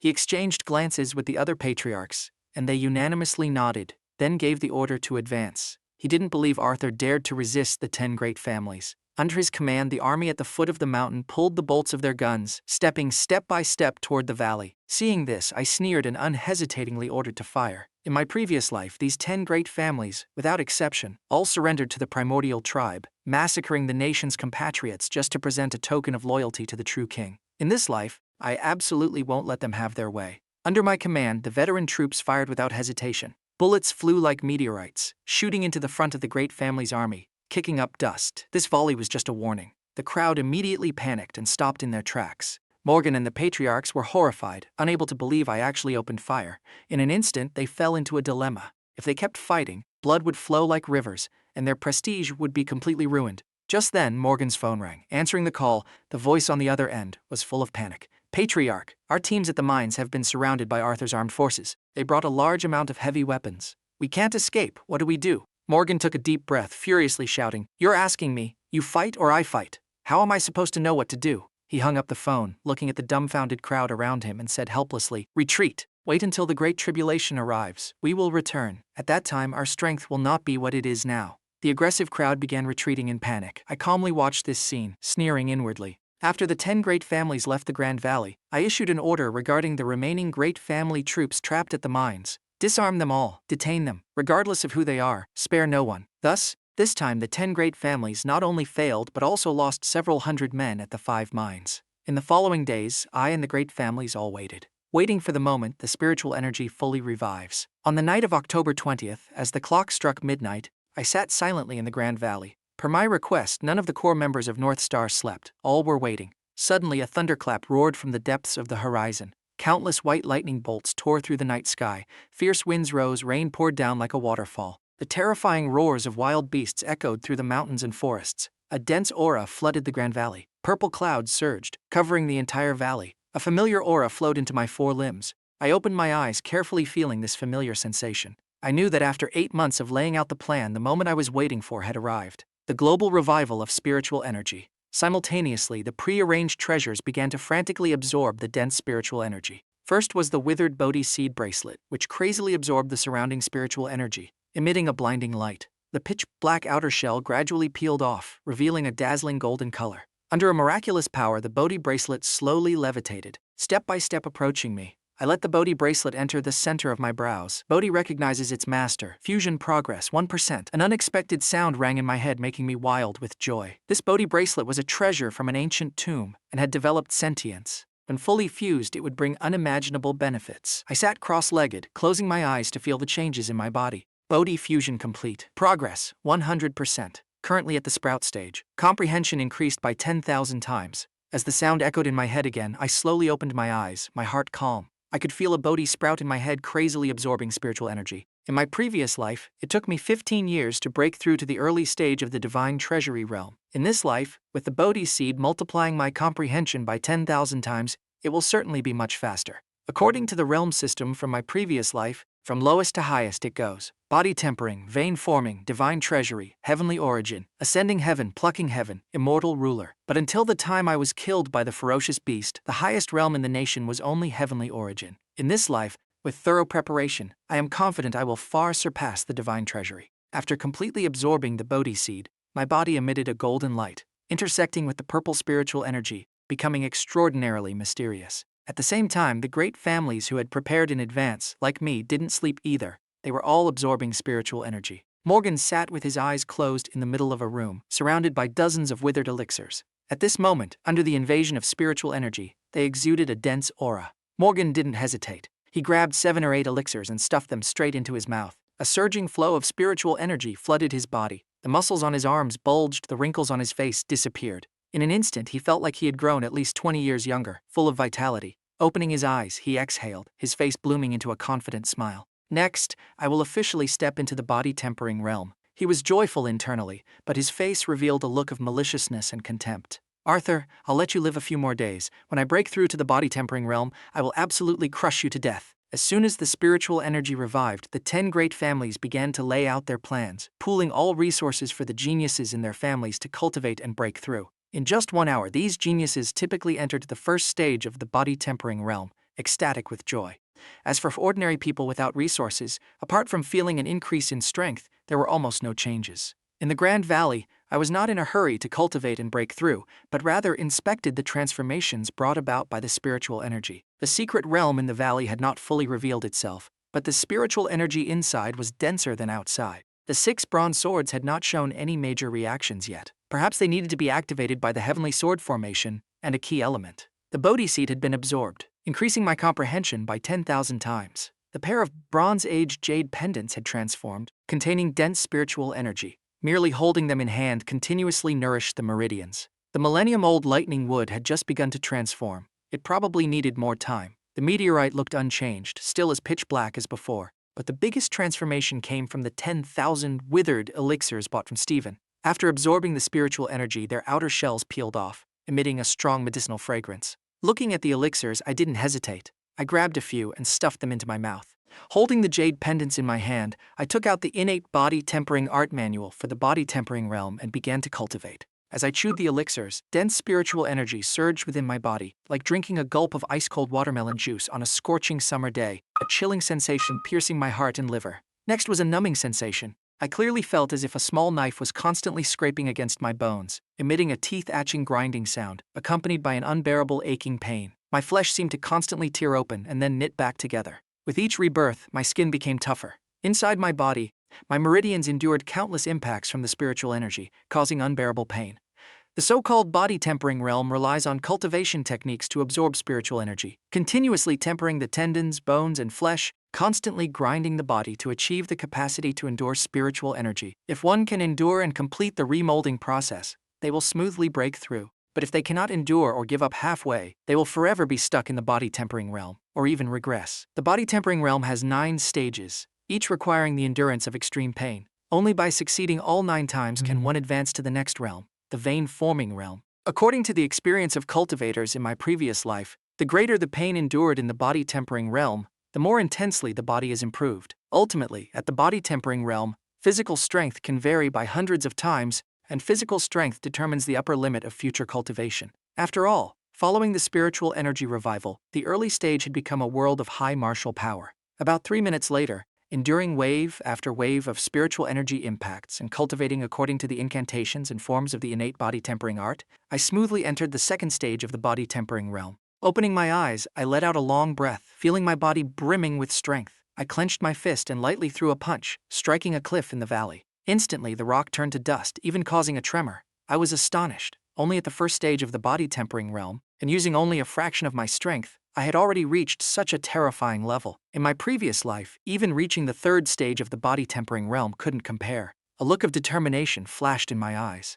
I continued to grab elixirs and stuff them into my mouth. The medicinal power dissolved, and the speed of spiritual energy absorptions skyrocketed, initiating another round of tempering tendons, bones, and flesh. 3 minutes later, I reached the second stage of the body tempering realm. My physical strength increased by more than 10 times. Now, I was confident I could punch a tiger to death with one blow. Continuing to ignore the pain and fatigue, my eyes revealed a fanatic zeal, repeating the process continuously. My back was drenched in sweat, my hair plastered to my scalp. The surface of my body was covered in a thick layer of impurities. Finally, I reached the 9th stage of the body tempering realm. Opening my eyes, a golden light flashed in my pupils, a sign of great accomplishment in the innate body tempering art. My body brimmed with strength, like an endlessly surging river. I secretly sighed in admiration. In my previous life, it took me 3 years to reach the 9th stage of the body tempering realm, but now, I had achieved it in just half an hour. According to my past life's experience, even the fastest geniuses of the great families took 3 days, consuming a massive amount of resources to achieve this.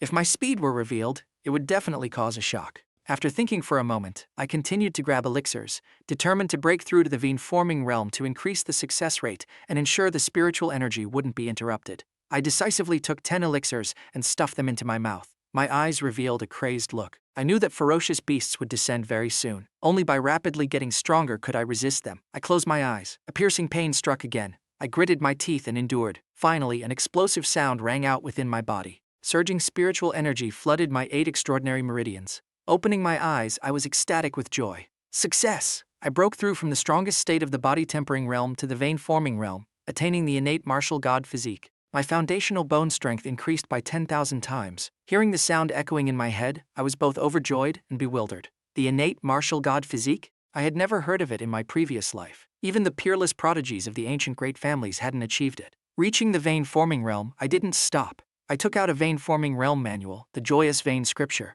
and continued cultivating using the same method. This time, it took an entire hour of enduring countless bouts of pain. As the Bronze Age jade pendants in my hand cracked open, I reached the 9th stage of the vein-forming realm. Unlike the body tempering realm, the vein-forming realm brought even greater transformations. I felt an aura within my body hundreds of times stronger than in my previous life. The width and capacity of my meridians had increased immeasurably. I slowly stood up, raising my right hand, palm facing up. A stream of spiritual energy quickly gathered following my thought, forming a crescent shape and emitting a sharp sound. With a casual wave of my hand, an earth-shattering explosion rang out. The entire valley shook, and crushed rocks fell everywhere, causing a huge commotion. "Mr. Arthur, are you all right?" The assistant's worried voice came from outside the door. I coughed and reported I was safe. "I'm fine." I secretly thought to myself that I must be more careful next time. The power of this vein-forming realm was hundreds of times more terrifying than in my previous life. After breaking through to the vein-forming realm, I decided to pause temporarily. To reach the Divine Treasury realm, I not only needed the corresponding cultivation technique,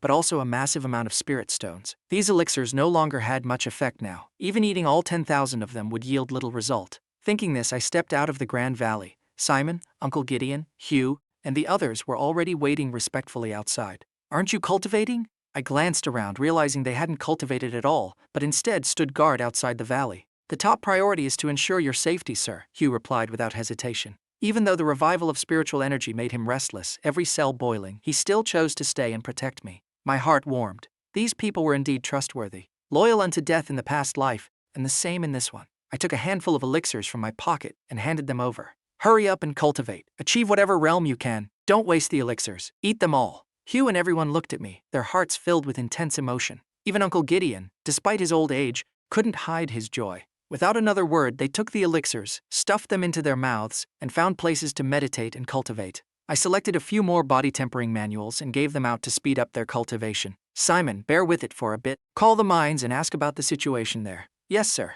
Simon unhesitatingly gave up his cultivation, walking to a secluded spot to make the calls. I stood halfway up the mountain, gazing at the night sky. If I'm not mistaken, tonight marks the beginning of the great chaos. About 15 minutes later, Simon returned and reported, "Sir, I've called and confirmed with the mines. They also experienced the natural disasters and the influx of abnormal spiritual energy. Some people have started cultivating using the spiritual energy, but the mines haven't undergone any major changes yet. I nodded. It seemed spirit stones needed time to form. According to my past life's experience, in the first wave of the spiritual energy revival, the well-prepared great families took the lead, followed by collectors, then the tycoons, and finally the common people. On the second day after the spiritual energy revival, following the natural disasters and anomalies, came a wave of great chaos. Within a single day, tens of thousands of body-tempering realm martial artists appeared on the streets, beginning to take revenge on society. Those who had long been dissatisfied were now like wild horses breaking free, acting recklessly. To cope, the nation's government began forming a new force. In a conference room in the capital, an energetic silver-haired old man in a green military uniform announced, "To maintain social order and restrain martial artists, from today I decree the establishment of a cultivator alliance named Dragon Ascendant." This old man was General Harrison, the director of the nation's security bureau, an illustrious retired general. "From now on, we will recruit a large number of cultivators, at least at the third stage of the body-tempering realm, but the most important criteria is moral character. As long as their character is good, we will spare no effort to recruit them, putting the safety of the people first." General Harrison swept his sharp gaze over everyone. Everyone nodded in agreement. In just one day after the spiritual energy revived, hundreds of murders occurred. The National Police Force was almost fully deployed to hunt down criminals. According to the latest intelligence from the Intelligence Bureau, many mountainous and forested areas saw the appearance of large numbers of mutated ferocious beasts. With the spirit of when one place faces hardship, 8 directions offer support. After Dragon's Ascendant was established, countless people with high aspirations joined, contributing to the country. In 5 days, the Security Bureau established 8 regional directors and branches, recruiting 300 martial artists at the third stage of the body-tempering realm or higher. After their establishment, they immediately took action, hunting down criminals, suppressing troublemakers with thunderous force, and participating in relief efforts everywhere. A week later, the chaotic situation in the nation was basically brought under control. The news spread everywhere. But in Western countries, those nations that always prioritized human rights and freedom fell into extreme chaos. Criminals appeared en masse on the streets, inciting the public to act together. The governments were busy coping, dispatching military to suppress them, but still couldn't extinguish the crimes. 7 days later, Victor sent good news. The abandoned mine in Winston City, after absorbing spiritual energy, had mutated. Irregularly shaped purple stones began to appear. Sitting on the sofa listening to my assistant's report, my eyes lit up. These were the exact spirit stones I had been waiting for. With them, my strength could surpass the great families by an entire major realm. But I also knew the great families had surely set their sights on these spirit stones. According to my past life's memories, the abandoned Winston City mine was the largest spirit stone producing area in the nation. After it was seized by the Morgan family, their cultivation speed far surpassed everyone else's. When the primordial tribe descended, they led the families to surrender, betraying the nation's government and causing severe losses. In this life, with the spirit stones in my hands, I absolutely won't let the great families touch even a single one. Under my arrangements, Uncle Gideon led an armed team to quickly head to Winston City to take over. To ensure safety, I mobilized a 1,000-man team, fully equipped with firearms, and issued an order. Anyone who dares to rob, shoot on sight, show no mercy. Uncle Gideon and the others, thanks to the elixirs and manuals I provided, rapidly advanced their realms, reaching the 8th stage of the body-tempering realm, capable enough to sweep an entire region. Sure enough, during transportation, Uncle Gideon's convoy was harassed by the Morgan family. Uncle Gideon didn't waste words. He crushed a young man from the Morgan family with a single punch, combined with the firepower from firearms. The Morgan family, who originally thought they could pick up an easy target, collapsed in an instant and fled in disarray. After this incident, the other great families remained silent, not daring to make a move. After all, even the Morgan family had failed. They lacked the confidence to gain an advantage. 5 days later, when Uncle Gideon returned, there were 5 trucks full of purple spirit stones. To be honest, I was also surprised. Even though I knew there would be a lot, I didn't expect this much. In my previous life, I had come into contact with spirit stones, but the quantity was very small. I ordered Uncle Gideon to store the 5 trucks of spirit stones in the pre-built secret chamber. Looking at the room full of spirit stones, I nodded in satisfaction. I will go into secluded cultivation for a while, but during this time, hand the mine affairs over to Uncle Gideon. Simon, monitor the movements of the great families. Everyone must also cultivate diligently, don't slack off. Yes, sir. After finishing, I took all the remaining elixirs and handed them to Uncle Gideon and Simon for distribution. Anyway, they no longer had much use for me, but to them, they were extremely important. Receiving the elixirs, the core members became even more dedicated. Their gratitude and loyalty to me surged. Now that the spirit stones were ready, I entered strict secluded cultivation mode. Currently, I was at the 9th stage of the vein-forming realm. My 8 extraordinary meridians were clear, able to guide chi into the body and absorb the spiritual energy of heaven and earth. The next realm was the Divine Treasury, a realm that took me 15 years to reach in my past life. The Divine Treasury realm, after tempering tendons, bones, and flesh, and shaping the meridians of the entire body, involves further developing the organs within the body, unlocking the treasures hidden within. Closing my eyes, I sat among the pile of spirit stones, cultivating according to the Divine Treasury manual. Dense purple spiritual energy slowly flowed into my body, spreading throughout. In my head, the Bodhi sprout seemed to be watered after a drought, growing wildly, soon reaching 2 or 3 meters tall, becoming a small tree. At the same time, a sound echoed in my head, absorbed massive spiritual energy. Bodhi tree enters the growth stage from the sprout stage. Comprehension increased by 100,000 times. I opened all my meridians, crazily absorbing the spiritual energy from the surrounding spirit stones. With a speed visible to the naked eye, the spirit stones lost their luster and turned into ordinary rocks. In an instant, I felt spiritual energy running rampant through my body. My internal organs felt as if they were being overturned. This pain was far more terrifying than the vein-forming realm. I didn't know how much time had passed when my mind's platform cleared. My senses were enhanced countless times, even able to hear heartbeats outside the valley. Suddenly, my heart ached sharply. Countless streams of spiritual energy flooded in, feeling like tens of thousands of needles piercing my heart, extremely unbearable. Suddenly, an earth-shattering explosion resounded in the Grand Valley. A purple pillar of light shot straight into the sky, illuminating the night like day. The spirit stones around me were completely drained of energy, rolling away and turning into dust. The familiar feeling of breaking through welled up in my heart again. Opening my eyes, golden light flashed in my pupils. A powerful heartbeat echoed from my chest, as if declaring immense vitality and colossal power. In my previous life, it took me 15 years to reach the Divine Treasury realm, but now, in just a few days, I had done it. Furthermore, with a continuous supply of spirit stones, I could continue to break through ceaselessly. My eyes brimmed with confidence. I believed that in this life, I could suppress all prodigies and crush all great families. This breakthrough took less than half an hour, but caused an earth-shattering commotion. At the White Cloud Temple, Taoist Master Henderson stood under the night sky, gazing from afar at the purple pillar of light in the Grand Valley, his face full of astonishment. To think someone broke through to the Divine Treasury realm in just a few short days, even causing such a terrifying celestial phenomenon. This person's talent is truly peerless. At the same time, in a desolate land beyond the Great Wall, a gray-robed old man suddenly opened his eyes, his face full of shock. He looked toward the purple pillar of light at the Grand Valley and whispered, "Breaking through to the Divine Treasury realm in just a few days? Who exactly is this person? Could it be the reincarnation of one of those old monsters?" Number 8. The old man's shout made the entire wasteland tremble. A figure completely cloaked in black stepped forward. "Elder, I am here. Go investigate and find out who this purple pillar of light is coming from." Number 8 nodded. As he was about to leave, the old man called him back, looking deep into his eyes and said slowly, "Do not be too flashy.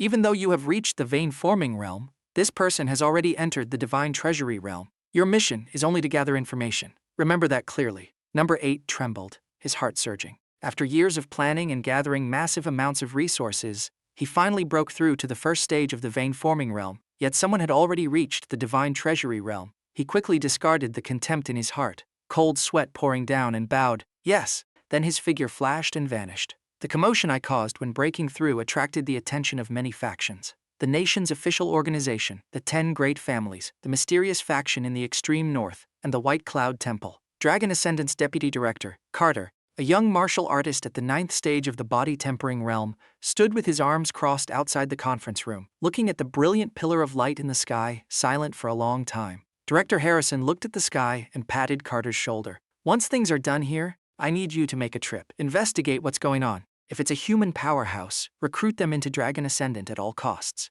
A barely noticeable hint of hesitation crossed Carter's face, but he quickly smiled. "Don't worry, Director Harrison. As long as it's a cultivator, I'll pull them into Dragon Ascendant." Harrison understood Carter. He had high talent but was a bit arrogant, considering himself the #1 powerhouse in the nation. By sending him down the mountain this time, Harrison wanted to teach him the lesson that there is always someone better. If successful, he could also recruit a powerhouse to bolster Dragon Ascendant's strength. However, although Carter nodded, he thought to himself, "If I meet this so-called powerhouse, I'll let him know who the real genius is." At that moment, I looked at the giant hole at the top of the valley, feeling a bit helpless. After breaking through to test my explosive power, I went to the north peak of the valley. Looking at the cliff as steep as if cut by a knife, I took a deep breath, raised my right fist, and punched with all my might. A heaven-shaking explosion rang out. The cliff shattered, rocks flew everywhere, and the entire mountain shook. Several minutes later, the noise finally stopped. The North Peak cliff had vanished. The peak above collapsed. Right at this moment, a massive explosion resounded in the Grand Valley. Startled, I turned around, feeling as if I was in a magical space. Spiritual energy poured out in torrents. I immediately ran back to the valley, witnessing an astonishing scene.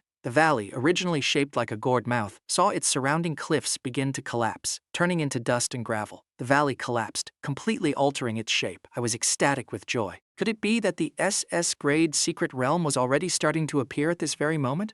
After the valley collapsed, the fragmented rocks disappeared at a speed visible to the naked eye amidst the roaring explosions. From the ground, walls sprouted up, reshaping the valley. I carefully observed these walls. They were arranged in a bagua formation, a total of 8 walls, each 5 to 6 meters high, tightly enclosing the valley without a single gap. Next, the ground beneath my feet tore open and caved in, revealing a deep bottomless pit that swallowed the rubble on the surface. Suddenly, I remembered that the treasures placed on the ground had fallen into the black pit, along with the dirt and rocks, but I couldn't dive down to save them now. While I was feeling regretful, I sensed a scorching hot aura rising from the deep bottom. Looking down, I saw boiling, scorching lava erupting from the Earth's core, bubbling like boiling water.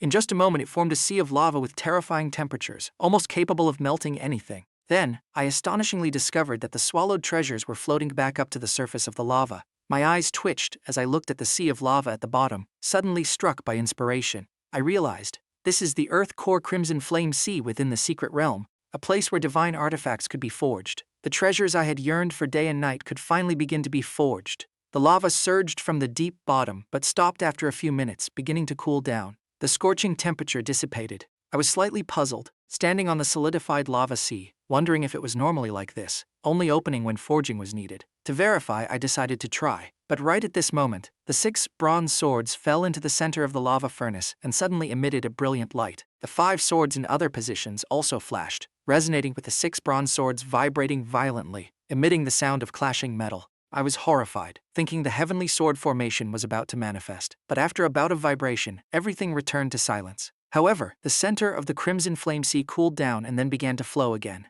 The meteorite floated within it, its pitch-black outer shell peeled off. As it absorbed the spiritual energy, it revealed a snow-white color, emitting a terrifyingly freezing aura from within. Even though I was already in the Divine Treasury realm, I still felt a piercing pain in my body. Astonished, I channeled my spiritual power to dispel that aura, then forcefully endured the pain to grab the meteorite and examine it closely. After all the shell peeled off, the meteorite became transparent and sparkling, clearly possessing a yin-cold attribute. Without hesitation, I tossed the meteorite into the lava. A sizzling sound rang out like steam evaporating. The meteorite was swallowed by the lava. In the valley, 2 contrasting auras, scorching hot and yin-cold, clashed and intertwined. Minutes later, the meteorite suddenly popped out of the lava, hovering in midair as if wanting to escape its bindings, but the lava dragged it back down. Unyielding, the meteorite bounced up again, tumbling in the lava, jumping up and down 3 or 4 times before ceasing to appear. Meanwhile, the lava gradually quieted down as if satiated, no longer moving. "You've got to be kidding me, it's gone?" A thought sparked in my mind.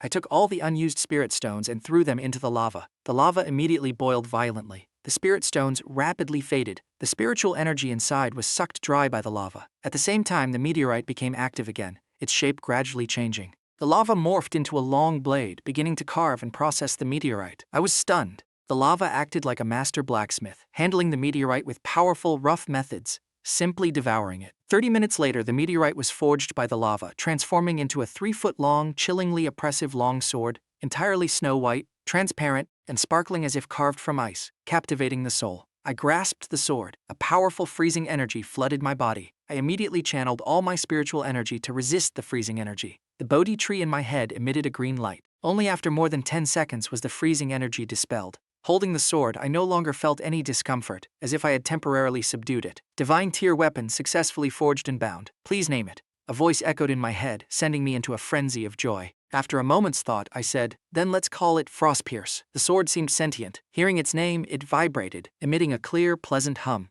I channeled my spiritual energy and swung the sword to test it. Pure white frost instantly covered the valley, but it caused me no discomfort whatsoever. Indeed, a divine weapon. I intended to find a place to test its power. On the same day, ferocious beasts appeared in 7 locations across the nation. Unlike previous mutated beasts, these had skin impervious to swords and spears, lethal power far exceeding the body-tempering realm, and speeds rivaling airplanes. They specifically targeted cultivators, sucking their spiritual energy to become stronger. For a time, even the official authorities were at a loss. In the luxurious art room on the top floor of the Morgan building, Morgan held a piece of paper, a disdainful smile on his face. Just now, the old man in the capital sent an email to my secretary. It's urgent. Basically, ferocious beasts have appeared in Riverdale, demanding our Morgan family to eliminate them. Tell me, what should we do now? The assistant distributed copies of the email to everyone. Each person held a copy. The content demanded the Morgan family take action, but the tone was commanding, offering no room for refusal. Patriarch, times have changed, a belligerent young man said with a contemptuous tone.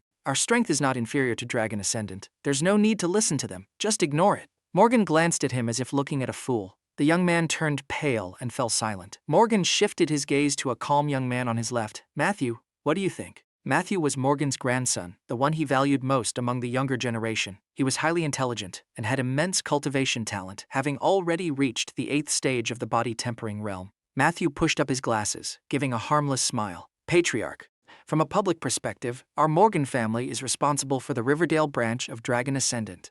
From a private perspective, Harrison is an old acquaintance of yours. Logically speaking, the Morgan family has governed Riverdale for years. Now that it's in danger, we shouldn't stand by and do nothing. Matthew, are you crazy? The young man from earlier couldn't believe it, looking at Matthew with extreme dissatisfaction. Shut up! Morgan shot him a cold glare and said softly, From now on, you are not required to attend any family meetings. Get out. The young man was stunned but didn't dare hesitate, hurriedly standing up and leaving the hall, carefully closing the door. Matthew nodded and continued, We must take action, but we don't need to go all out. It's a formality. We must show the capital, and all of Riverdale, the courage and strength of the Morgan family facing the ferocious beast. But this beast is unexpectedly strong.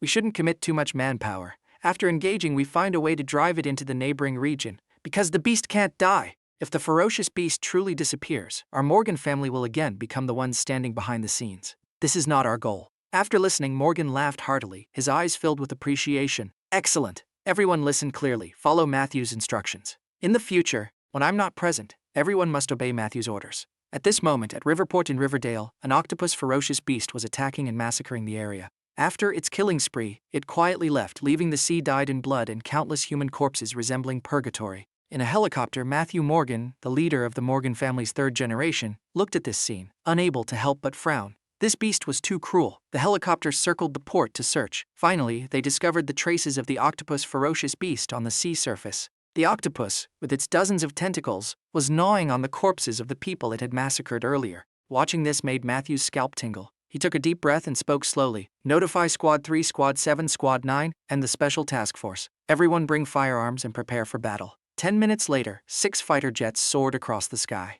This was a part of the Morgan family's hidden power accumulated over the years. 1 month before the spiritual energy revival, based on the Oracle's suggestion, Morgan not only acquired a large number of antiquities, but also purchased combat equipment, including these 6 fighter jets. Over the sea, the fighter jets unleashed a rain of bullets aimed straight at the octopus's head, creating a series of sparks. The octopus turned in pain to counterattack. 2 tentacles, over 20 meters long, whipped up like lightning, aiming at the fighter jets. The pilots agilely dodged. For a time, neither side could do anything to the other. Observing from afar, Matthew frowned. Clearly, the defense and combat power of the octopus had far exceeded their predictions. Notify them to stop direct attacks. Switch to harassing and driving it away. As long as we drive it out of Riverdale, what happens next has nothing to do with the Morgan family. After the fighter jets changed tactics, regrouping to continuously harass and drive it, the octopus would run further away. When it tried to fight back, they would retreat, giving it no chance to counterattack. After dozens of waves of attacks and bombardments,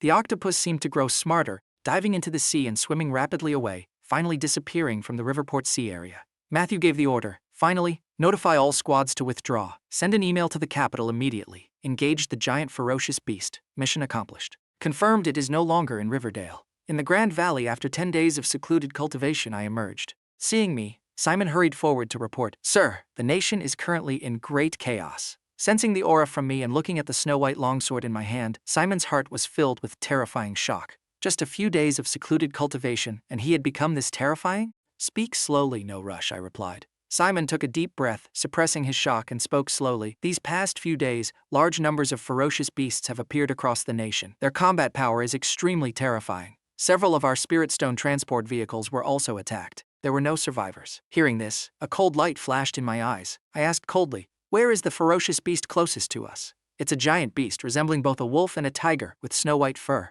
The Dragon Ascendant team has already lost 30 soldiers to it. I heard even the deputy director of Dragon Ascendant, Carter, has personally taken action. Carter? I was slightly puzzled. In my previous life, the deputy director of Dragon Ascendant wasn't this person. That's right, Simon continued. Carter is currently a top expert at the 9th stage of the body tempering realm, considered one of the leading figures in the nation. I nodded. Tell Hugh to prepare the helicopter. Tomorrow morning we'll go find that beast. At the foot of Mount Tianshan, on a vast snowy field, a dozen soldiers wearing white camouflage gear were crawling through the snow. Wearing white hats, they blended into the snow. Without looking closely, it was hard to spot them. The leader crouched low, his expression solemn, carrying a quiver on his back. It was precisely Dragon Ascendant's deputy director, Carter. Crossing through the snowy forest, Carter moved carefully. Peeking halfway out, he saw the ferocious beast gnawing on a corpse not far away. His heart pounded. He raised his right hand, signaling to stop advancing. The dozen Dragon Ascendant soldiers, all at least at the 6th stage of the body tempering realm, crouched down in unison, holding their breath and drawing their weapons,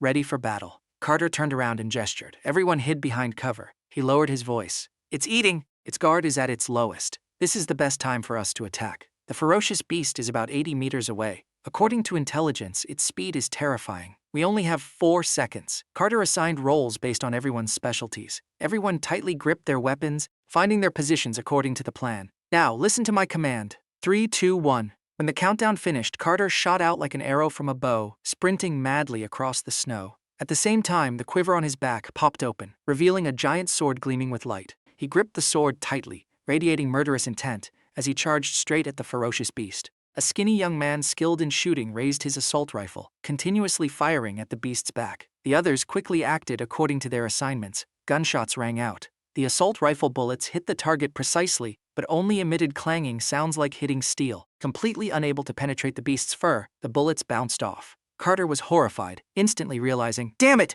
The intelligence was wrong! Retreat quickly." At the same time, he and a soldier in the iron shirt technique stood shoulder to shoulder, blocking the ferocious beast. Without another word, Carter swung his sword in a spinning motion, sweeping horizontally towards the beast.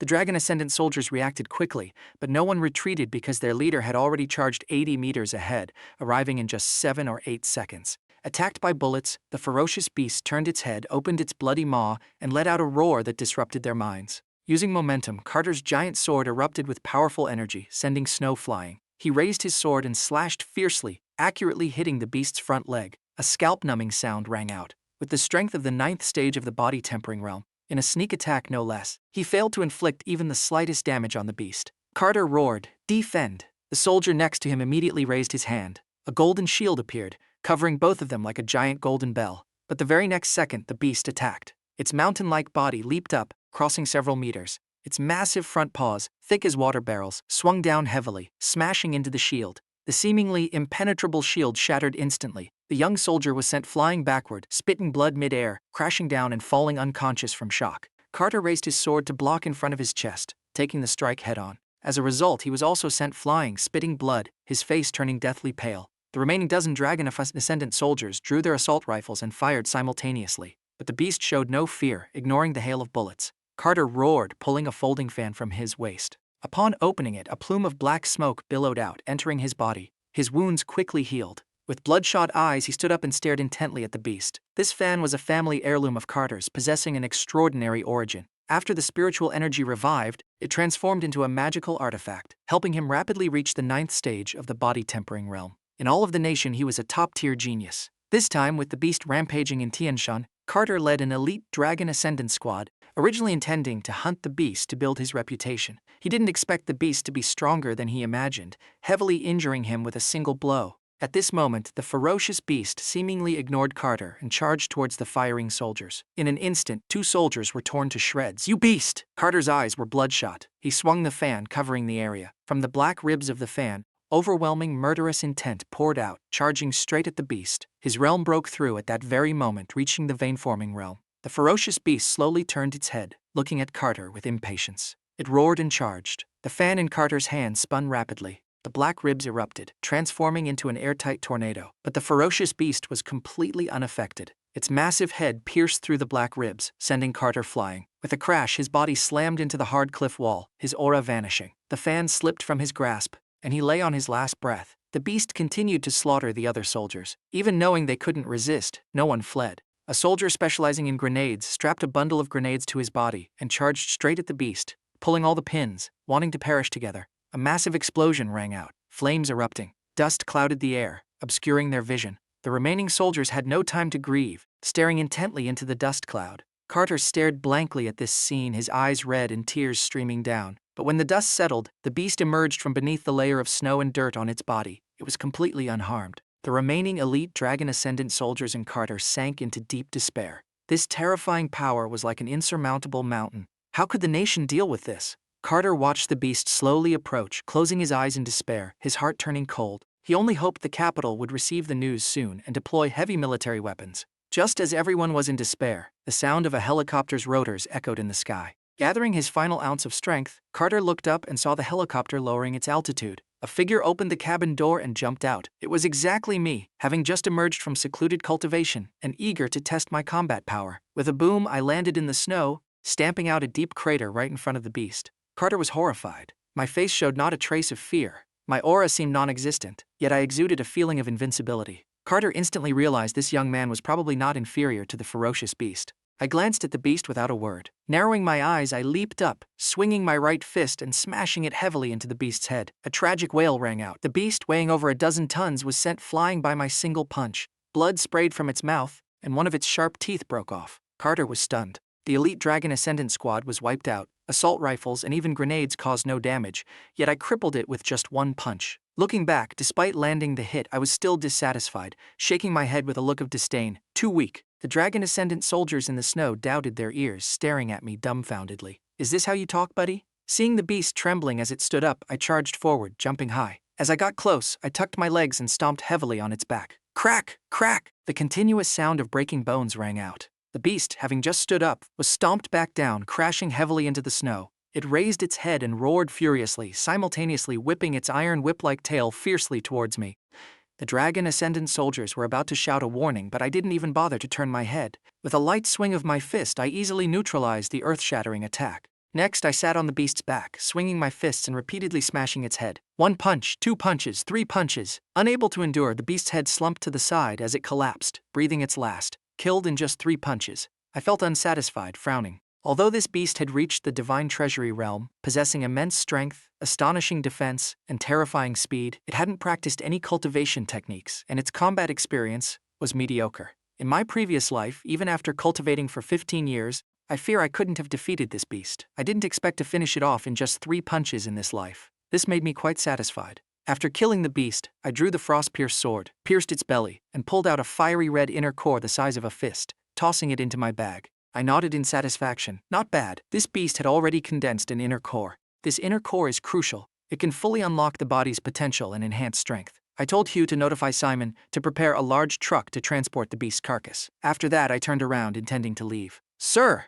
A Dragon Ascendant soldier gathered all his courage and ran over. I turned back, puzzled. "What is it? Thank you for saving us." The middle-aged soldier expressed his gratitude, but I cut him off. "I only came to kill the beast. Your lives have nothing to do with me. No need to thank me. I don't care what organization you belong to, nor do I want to know." I waved my hand, stopping him from continuing, then stepped into the cabin, boarded Hugh's helicopter, and left. The soldier stood there, his face full of awkwardness. Afterward, they began treating their injured comrades and calling for ambulances. Soon, the entire Dragon Ascendant squad was taken away by the official rescue team. The truck arranged by Simon arrived shortly after. A 100-ton crane hoisted the beast onto the truck and transported it back to the Grand Valley. After everyone left, far away in the canopy of a tree, a figure cloaked in black suddenly appeared. He was trembling uncontrollably, sweat pouring from his forehead. Damn it! To think the nation has such a terrifying figure. I'm afraid even if the young master comes, it would be useless. No, I must quickly report this to the elder. He intended to leave, but found his legs trembling, numb, and unable to move.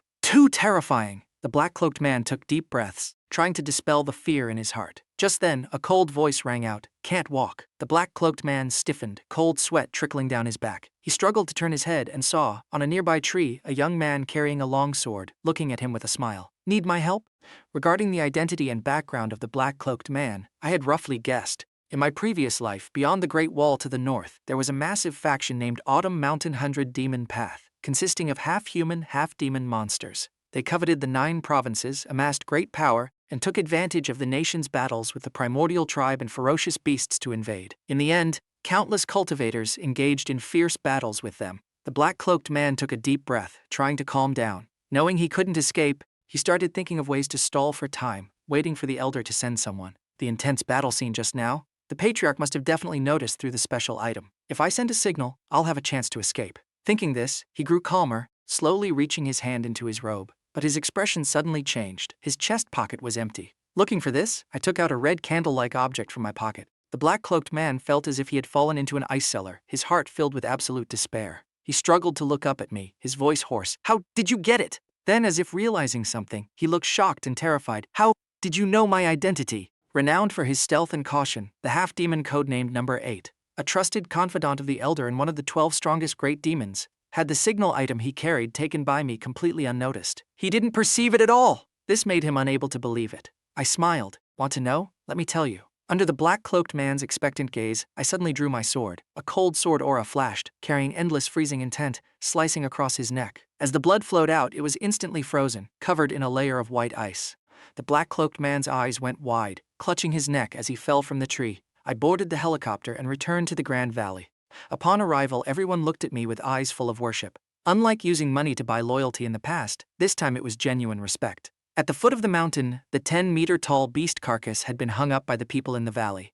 They looked at the carcass, their eyes revealing greed, but no one dared to touch it. After all, this was my prey. The meat of a Divine Treasury realm ferocious beast contains massive spiritual energy, extremely useful for body-tempering cultivation. But to me, it was practically useless. Its fur and skin, if thrown into the earth core crimson flame sea with other materials, could probably forge good equipment. The beast meat, you guys divide it amongst yourselves. Try to ensure everyone gets a portion. Keep the skin, wash it clean, dry it, and place it on the mountain. I gave simple instructions, then prepared to continue my secluded cultivation. My body was brimming with spiritual energy, as if it would overflow at any moment. "Sir, we get to eat beast meat to boost our strength?" Simon was ecstatic and immediately had someone buy 3 truckloads of beer and 100 grills, preparing to host an outdoor barbecue tonight. Hearing this, everyone cheered. Their gratitude and loyalty towards me soared even higher. After my realm upgraded, my appetite surged. Back at the Grand Valley, I ate 3 whole roasted pigs and drank 10 large glasses of orange juice before I felt full. After preparing, I sat in the valley, closed my eyes, and began cultivating.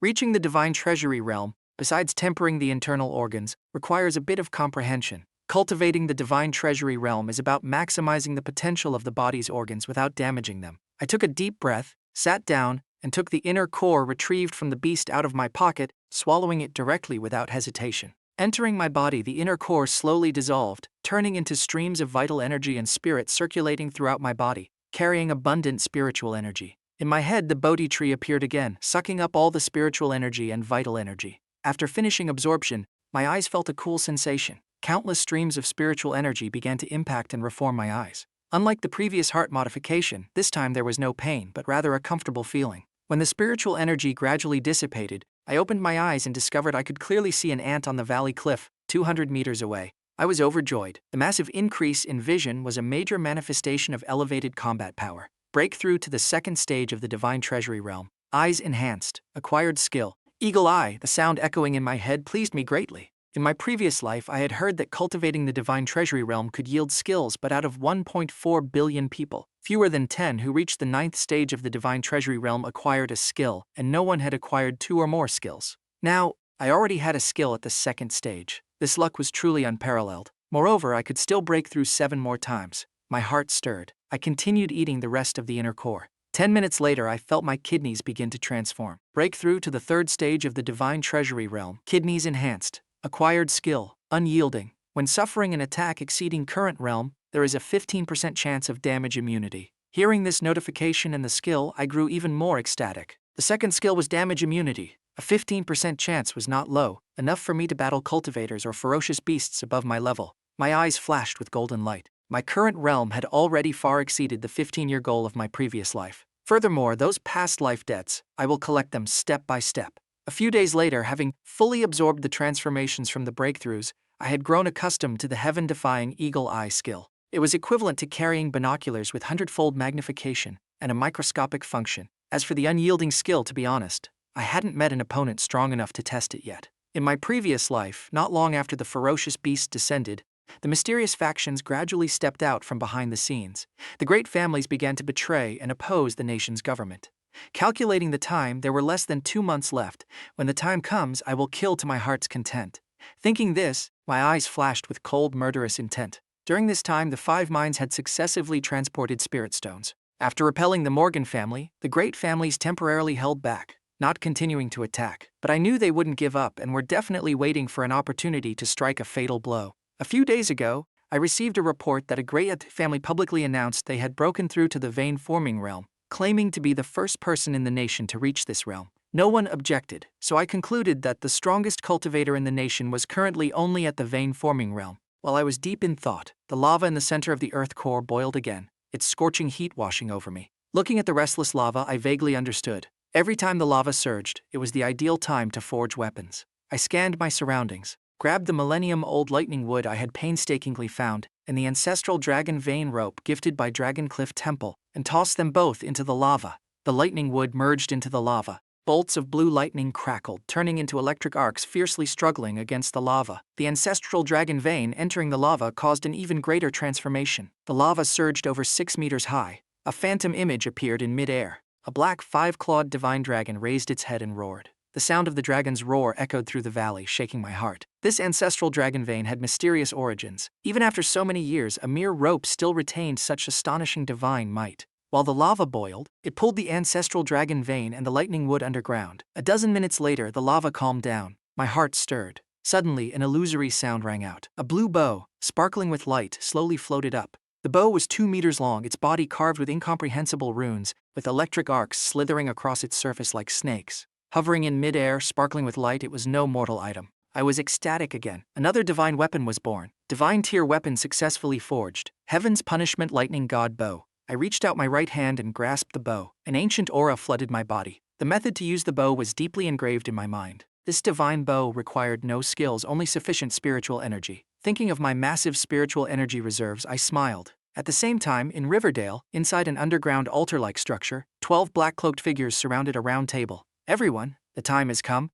We should make our move," the black-cloaked man in the center said, his fingers interlaced, his voice hoarse. But another person cut him off. "Wait, I have received some bad news. If not handled, it will pose an obstacle when his lordship descends 3 months from now. In the north, someone has broken through to the Divine Treasury realm, forged a divine weapon, slayed ferocious beasts, controls 5 major mines, and is the very person who took the 6 bronze swords from King Arthur's tomb. His name is Arthur." The first speaker trembled slightly, exhaling after a moment, and said calmly, "Notify the 10 great families. Kill him." In the Grand Valley, after I emerged from secluded cultivation, Simon reported the situation over the past month. The entire nation was invaded by ferocious beasts, and Dragon Ascendant soldiers were continuously engaged in bitter battles. The overall situation could be summed up in 2 words: worrisome. I listened quietly. Compared to my previous life, the ferocious beasts appeared faster this time, and their numbers were greater. The situation was not optimistic. Every day, thousands died at the hands of the beasts.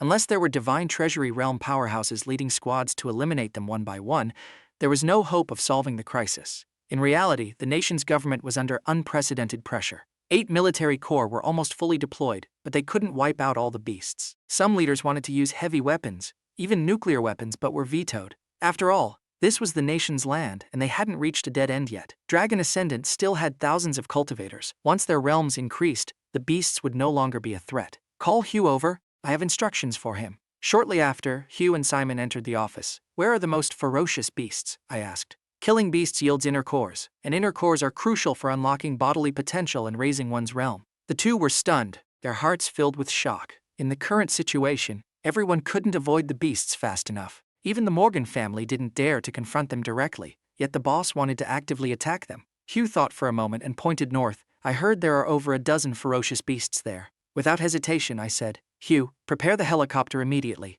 We're going to the Northern Defense Corps." When the two left, I prepared myself. I strapped the Frostpierce sword to my back and hung the Heaven's Punishment Lightning God Bow behind me, looking like a hunter. I brought along 10 of the densest, premium-quality spirit stones, enough to absorb for a while. Half an hour later, Hugh piloted the helicopter, carrying me straight north to the Northern Defense Corps. At this moment, at a Northern Defense camp, a regiment commander stood on the watchtower, horrified to discover over a dozen ferocious beasts charging towards the camp, about a kilometer away. The regiment commander's heart was shaken. This morning, reconnaissance aircraft reported no beasts within a 20-mile radius. According to the political commissar's analysis, this area was not a key target for beast attacks. Unexpectedly, they concentrated their forces for a frontal assault, as if someone behind the scenes was directing them. The regiment commander immediately contacted headquarters, but backup would take 10 minutes to arrive. He gave the order. As soon as the beasts entered machine gun and artillery range, fierce firepower erupted from the positions. Hundreds of machine guns unleashed tens of thousands of bullets. But just over 10 seconds later, a beast with deer antlers, over 10 meters long, leaped up like lightning and breached the position. With just one swipe, 4 or 5 men were sent, flying, blood and flesh mingling. The commanding officer roared, drawing a mountain-cleaving blade. His vital energy exploded, and he charged forward, leading a dozen soldiers at the 7th stage of the body-tempering realm. They drew their long blades and charged, murderous intent soaring to the heavens. But despite their numbers, they couldn't withstand a single beast, let alone the others that were successively climbing into the position. The situation turned unfavorable. Every second, someone fell. The regiment commander's eyes were bloodshot. Only 2 minutes had passed with 8 minutes left. How could they hold out? Just then, the sound of helicopter rotors echoed in the sky. The regiment commander looked up and saw a young man carrying a bow and longsword open the cabin door and jump down from a height of 100 meters. The young man, wearing a tight black outfit, landed on the position like an artillery shell, creating a deep crater in the ground. The regiment commander thought to himself, "This must be the backup sent by the military." The commotion of my landing caused both soldiers and beasts to stop fighting, looking at me in unison. Facing the dozen or so beasts, I decided on a quick battle. I slowly drew the Heaven's Punishment lightning godbow from my back. Instantly, the space was filled with a terrifying lightning aura. Activating the Eagle Eye skill, I locked onto a target. A 40-meter-long python looked at me. Seeing my gaze fixed on it, it turned its head, flicked its tongue, and charged. I channeled my spiritual energy and drew the bowstring. In an instant, the world changed color, dark clouds billowed, and a bolt of lightning tore through the sky, crashing down. The surrounding soldiers were stunned and terrified by this celestial phenomenon. Even the regiment commander stared blankly at the sky, unable to comprehend. What kind of powerhouse is this, causing celestial phenomena just by drawing a bow? I drew the bow almost to a full moon, then released my hand. A blue light arrow 4 meters long and as thick as an arm shot out. Almost simultaneously, an earth-shattering explosion rang out. The arrow hit its mark, piercing through the python, turning its body into fragments that rained down from the sky. A black inner core flew up. I quickly leaped, grabbed it, tossed it into the cloth bag at my waist, and looked for the next target. Seeing the python blown to pieces, the remaining dozen beasts looked at each other, suddenly turned around and fled, retreating collectively. This young man exerted an overwhelmingly terrifying pressure. He was an absolutely invincible existence. The soldiers were dumbfounded, watching the group of beasts, who had challenged an army of 50,000 and suppressed hundreds of Northern Defense fighter jets, now fleeing before a young cultivator. I frowned. "I'm already here. Do you think you can escape?" Leaping onto the position's defensive wall, I locked onto a fleeing beast, drew the bow, and fired. The arrow, like a meteor, hit its mark with a deafening explosion. Another beast was blown to pieces, blood and flesh flying. The remaining beasts ran even faster. Feeling helpless, as I hadn't enhanced my limbs or practiced a movement technique, I found it hard to catch up. In a moment, I waved to Hugh, turned around, and boarded the helicopter to leave. Only then did the regiment commander snap out of it, hurriedly running over to ask for my name. But I ignored him, boarding the helicopter to chase the fleeing beasts. Over 1,000 people stood there, stunned. He was hunting down the ferocious beasts. 5 minutes later, backup arrived. A major of the Air Force led over 50 fighter jets, but saw no beasts, prompting him to question the regiment commander. The regiment commander and the soldiers recounted what they had witnessed. The major stood there, his mind in turmoil. This information far exceeded his understanding. "You're saying a young cultivator repelled over a dozen ferocious beasts and is now flying a helicopter to hunt them down?" The major spread his hands, an angry look on his face, thinking the regiment commander took him for a fool. The regiment commander was stunned, then furious. "Major, you can doubt me, but you cannot insult that young hero. Over 1,000 people here can bear witness. Look at your feet, and you'll understand." The major looked down, his scalp going numb. He picked up a piece of snakeskin, the answer already clear in his mind. He recalled what the general once said, telling him to search for the hero who killed the beast near Tianshan with 3 punches. Now it seems, besides his fists, that person also possesses a divine bow. The major had an epiphany, his heart burning with urgency. Which way did he go? North. The major donned his helmet, climbed into the fighter jet, and connected to the radio. "Brothers, head north, find our hero." Ahead, I was tailing the beasts northward. Under my command, the helicopter flew at top speed. Soon we caught up, but a new problem arose. Every time I encountered a beast, I had to jump down, kill it, then climb back up. Going up and down wasted time.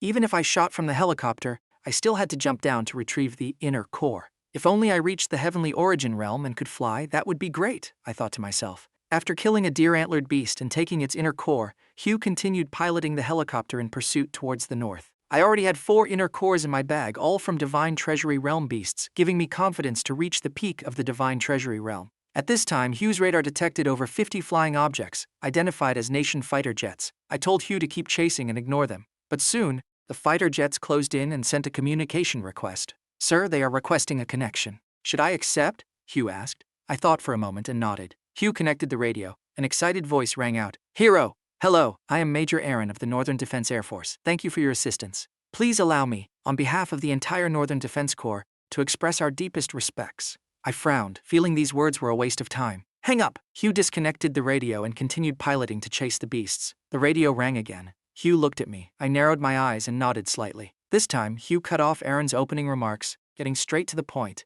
Aaron sincerely offered an invitation. You can join Northern Defense, choose any position you want. But I flatly refused. After an awkward silence, Aaron continued, Hero, it seems you are hunting the beasts. Honestly, the helicopter's speed can't match the fighter jets. We wonder how we can assist you. Being able to assist you is an honor for Northern Defense. Hugh turned around, his face full of weird expressions. I was surprised. Northern Defense is one of the top military corps in the world. Their general is famous for his arrogance. Why did his tone sound so flattering now? After thinking for a moment, I looked at the beasts running on the ground and also felt a headache. I probed, can you herd the beasts into one area, preventing them from scattering? Like sheepdogs herding a flock? Hugh's mouth twitched. Sir, this comparison is truly vivid. You just called an Air Force major a sheepdog. Unexpectedly, a confident and cheering voice came from the other side. No problem. Rest assured, we guarantee mission accomplished. Aaron didn't care if he was a dog or a pig, as long as he could serve the hero, even being a grandson was fine. The Northern Defense fighter jets split into 3 groups,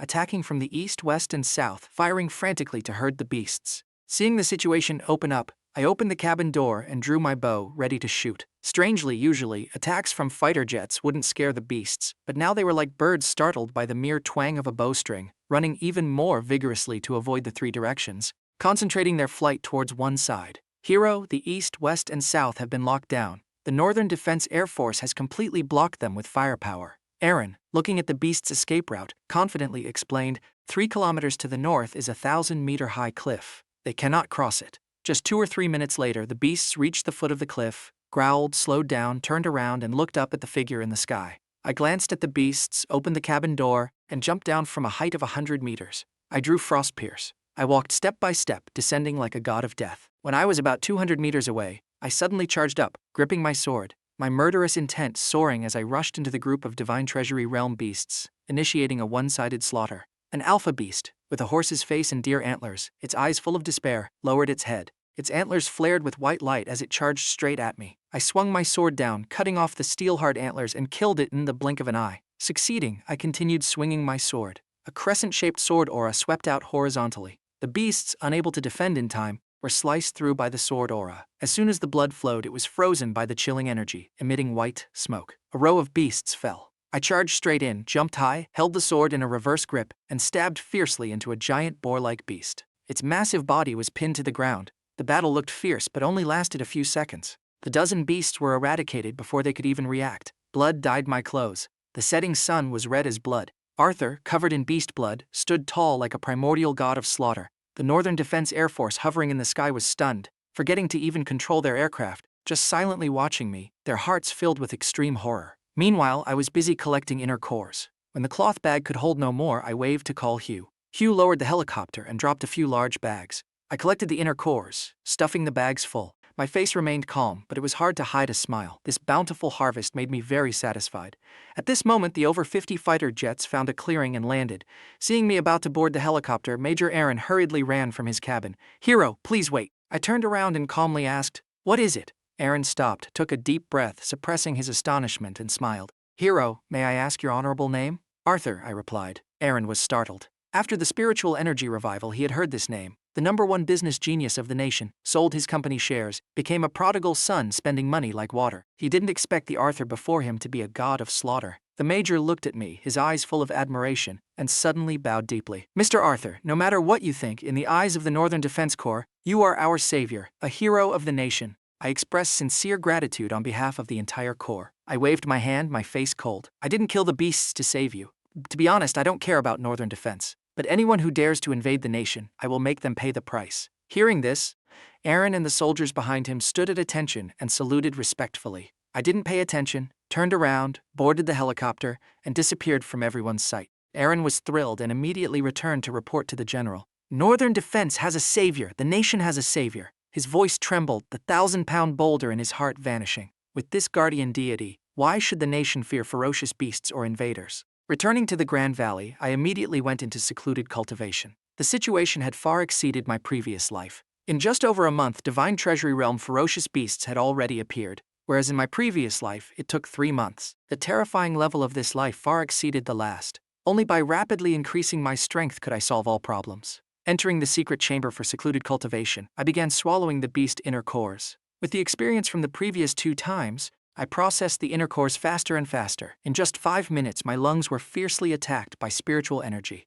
The Bodhi tree in my head appeared, emitting a green light, helping me soothe the pain and repair the organs depleted by spiritual energy. Breakthrough to the 4th stage of the Divine Treasury realm. The notification in my head invigorated me. My lungs were enhanced. The speed of replenishing spiritual energy and cultivating was 100 times faster than ordinary people. What made me sigh in admiration was the breakthrough speed. In my previous life, great family geniuses took an entire month to break through 1 stage of the Divine Treasury realm. Now, I only needed 5 minutes. Unfortunately, this time I didn't acquire a new skill. I continued swallowing inner cores while absorbing spirit stones. But after a dozen deep breaths, I realized there was no sign of entering the 5th stage. I understood that 1 inner core wasn't enough to break through. I swallowed another. The spiritual power in my body exploded, reaching the peak of the 4th stage of the Divine Treasury realm, but still slightly short of crossing over. Cursing inwardly, I gritted my teeth and swallowed yet another inner core. Spiritual energy flooded my body, immense power surging up.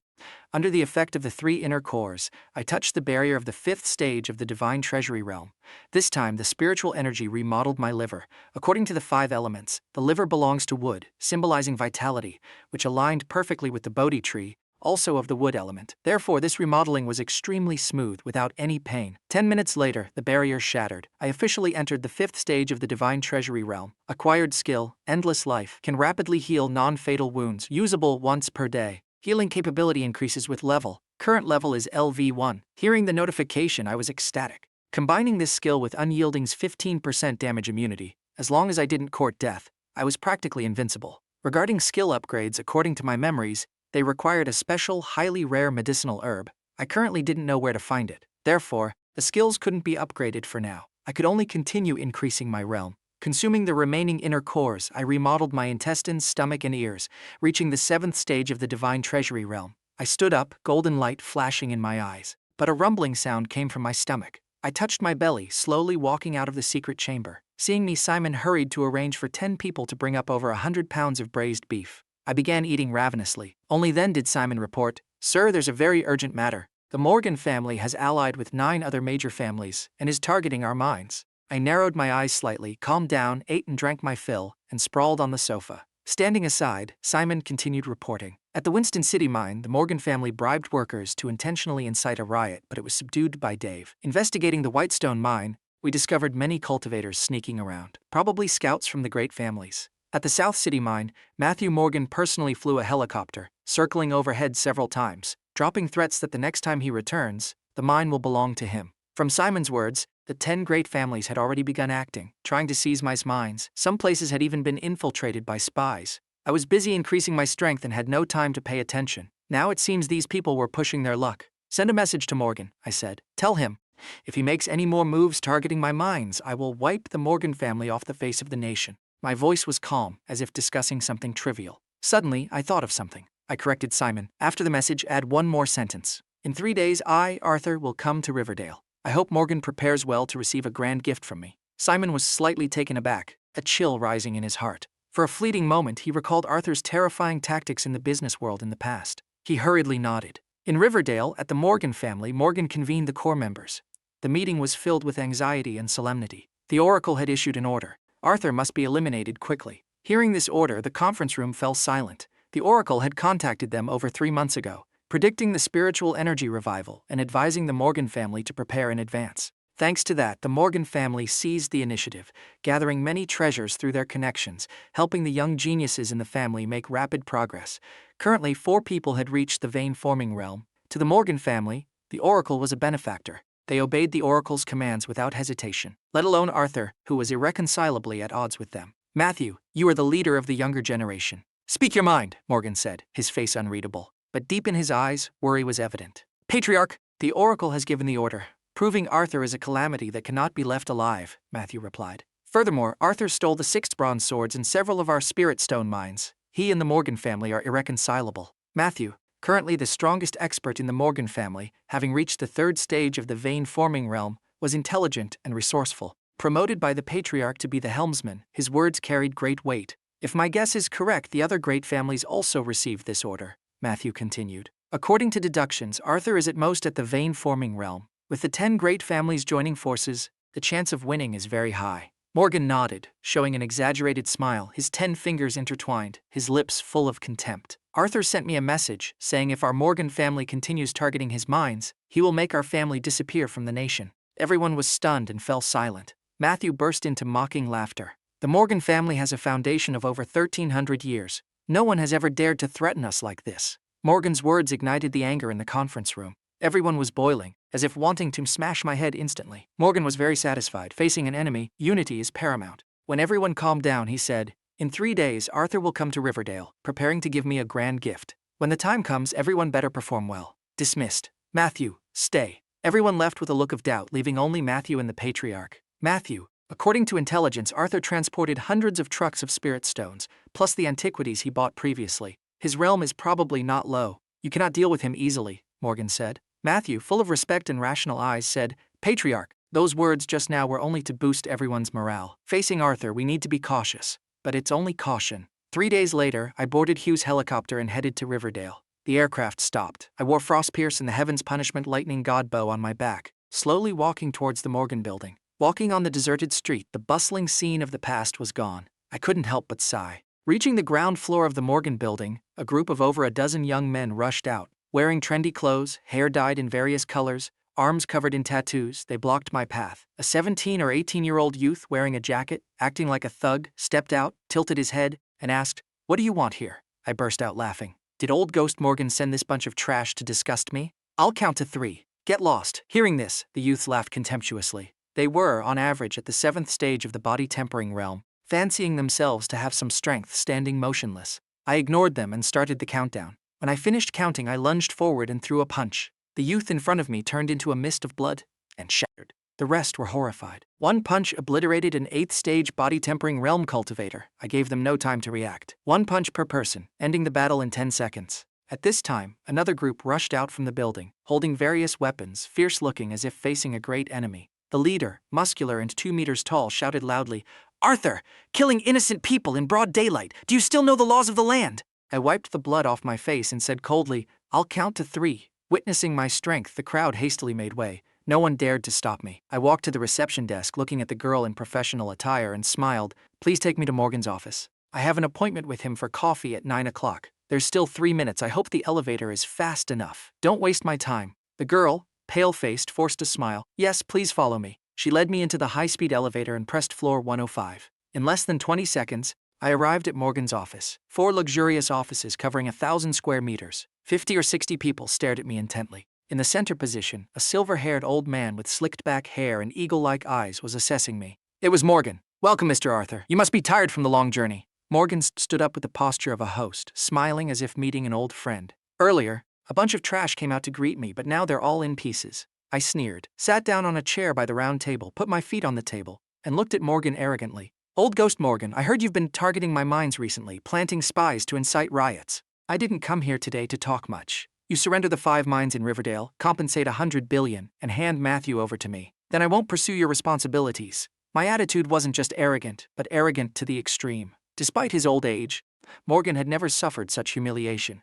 His eyes darted around, his heart boiling with anger, thinking of countermeasures. Suddenly, a young man from the Morgan family stood up. "Arrogant Arthur, who do you think you are to speak so loudly in the Morgan family? If you have the guts, fight me, one-on-one." I glanced at him. 2nd stage of the vein-forming realm. I ignored him, saying coldly, "I don't fight trash. Get lost." The whole room felt insulted. The 2nd stage of the vein-forming realm was practically a top-tier genius in the nation, yet I called him trash. "Since you look down on people, I'll teach you a lesson on everyone's behalf." The Morgan family youth stepped out, his vital energy boiling, his muscles bulging. He sneered, cracking his neck. Everyone made way. He looked at me, dashed forward in the blink of an eye, and swung his arm in a fierce chop. An explosive sound echoed. Everyone gasped in awe. But before they could speak, I picked up a cigar from the table and flicked my finger.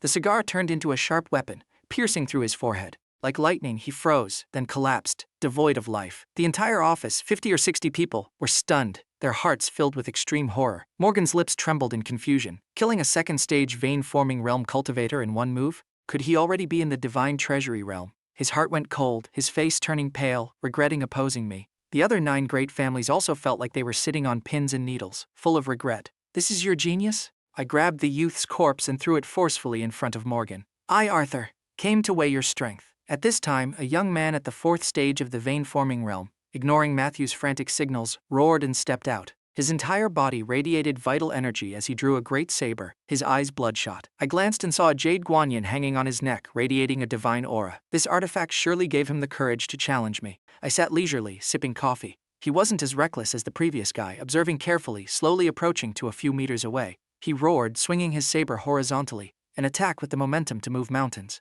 But the very next second, I lightly waved my left hand. Stream of spiritual power spread like water, shattering the saber's light. The saber broke, but its momentum didn't decrease, slicing across his neck. His eyes went wide, a line of blood appearing on his neck, and he fell. The room was filled only with the sound of rapid heartbeats. One move to kill a 4th-stage vein-forming realm cultivator with a protective artifact? A genius on par with Matthew? Yet before me, like a 3-year-old child. Old Ghost Morgan, I'll give you 3 seconds to think. I looked at him coldly, my gaze oppressive. As I began to count down, Morgan, the patriarch who had dominated the nation for decades, the uncrowned king of Riverdale, now lacked the courage to speak. Fine, I agree. Morgan summoned all his strength to endure the humiliation and utter those words, then slumped onto the sofa, his whole body weak and trembling with fear. I finished the coffee and smiled. Excellent. Wouldn't it have been better this way from the start? My assistant will contact you about the rest of the details. The coffee was good. Thanks for the hospitality. I grabbed my trench coat from the sofa, casually left the office, and exited the building.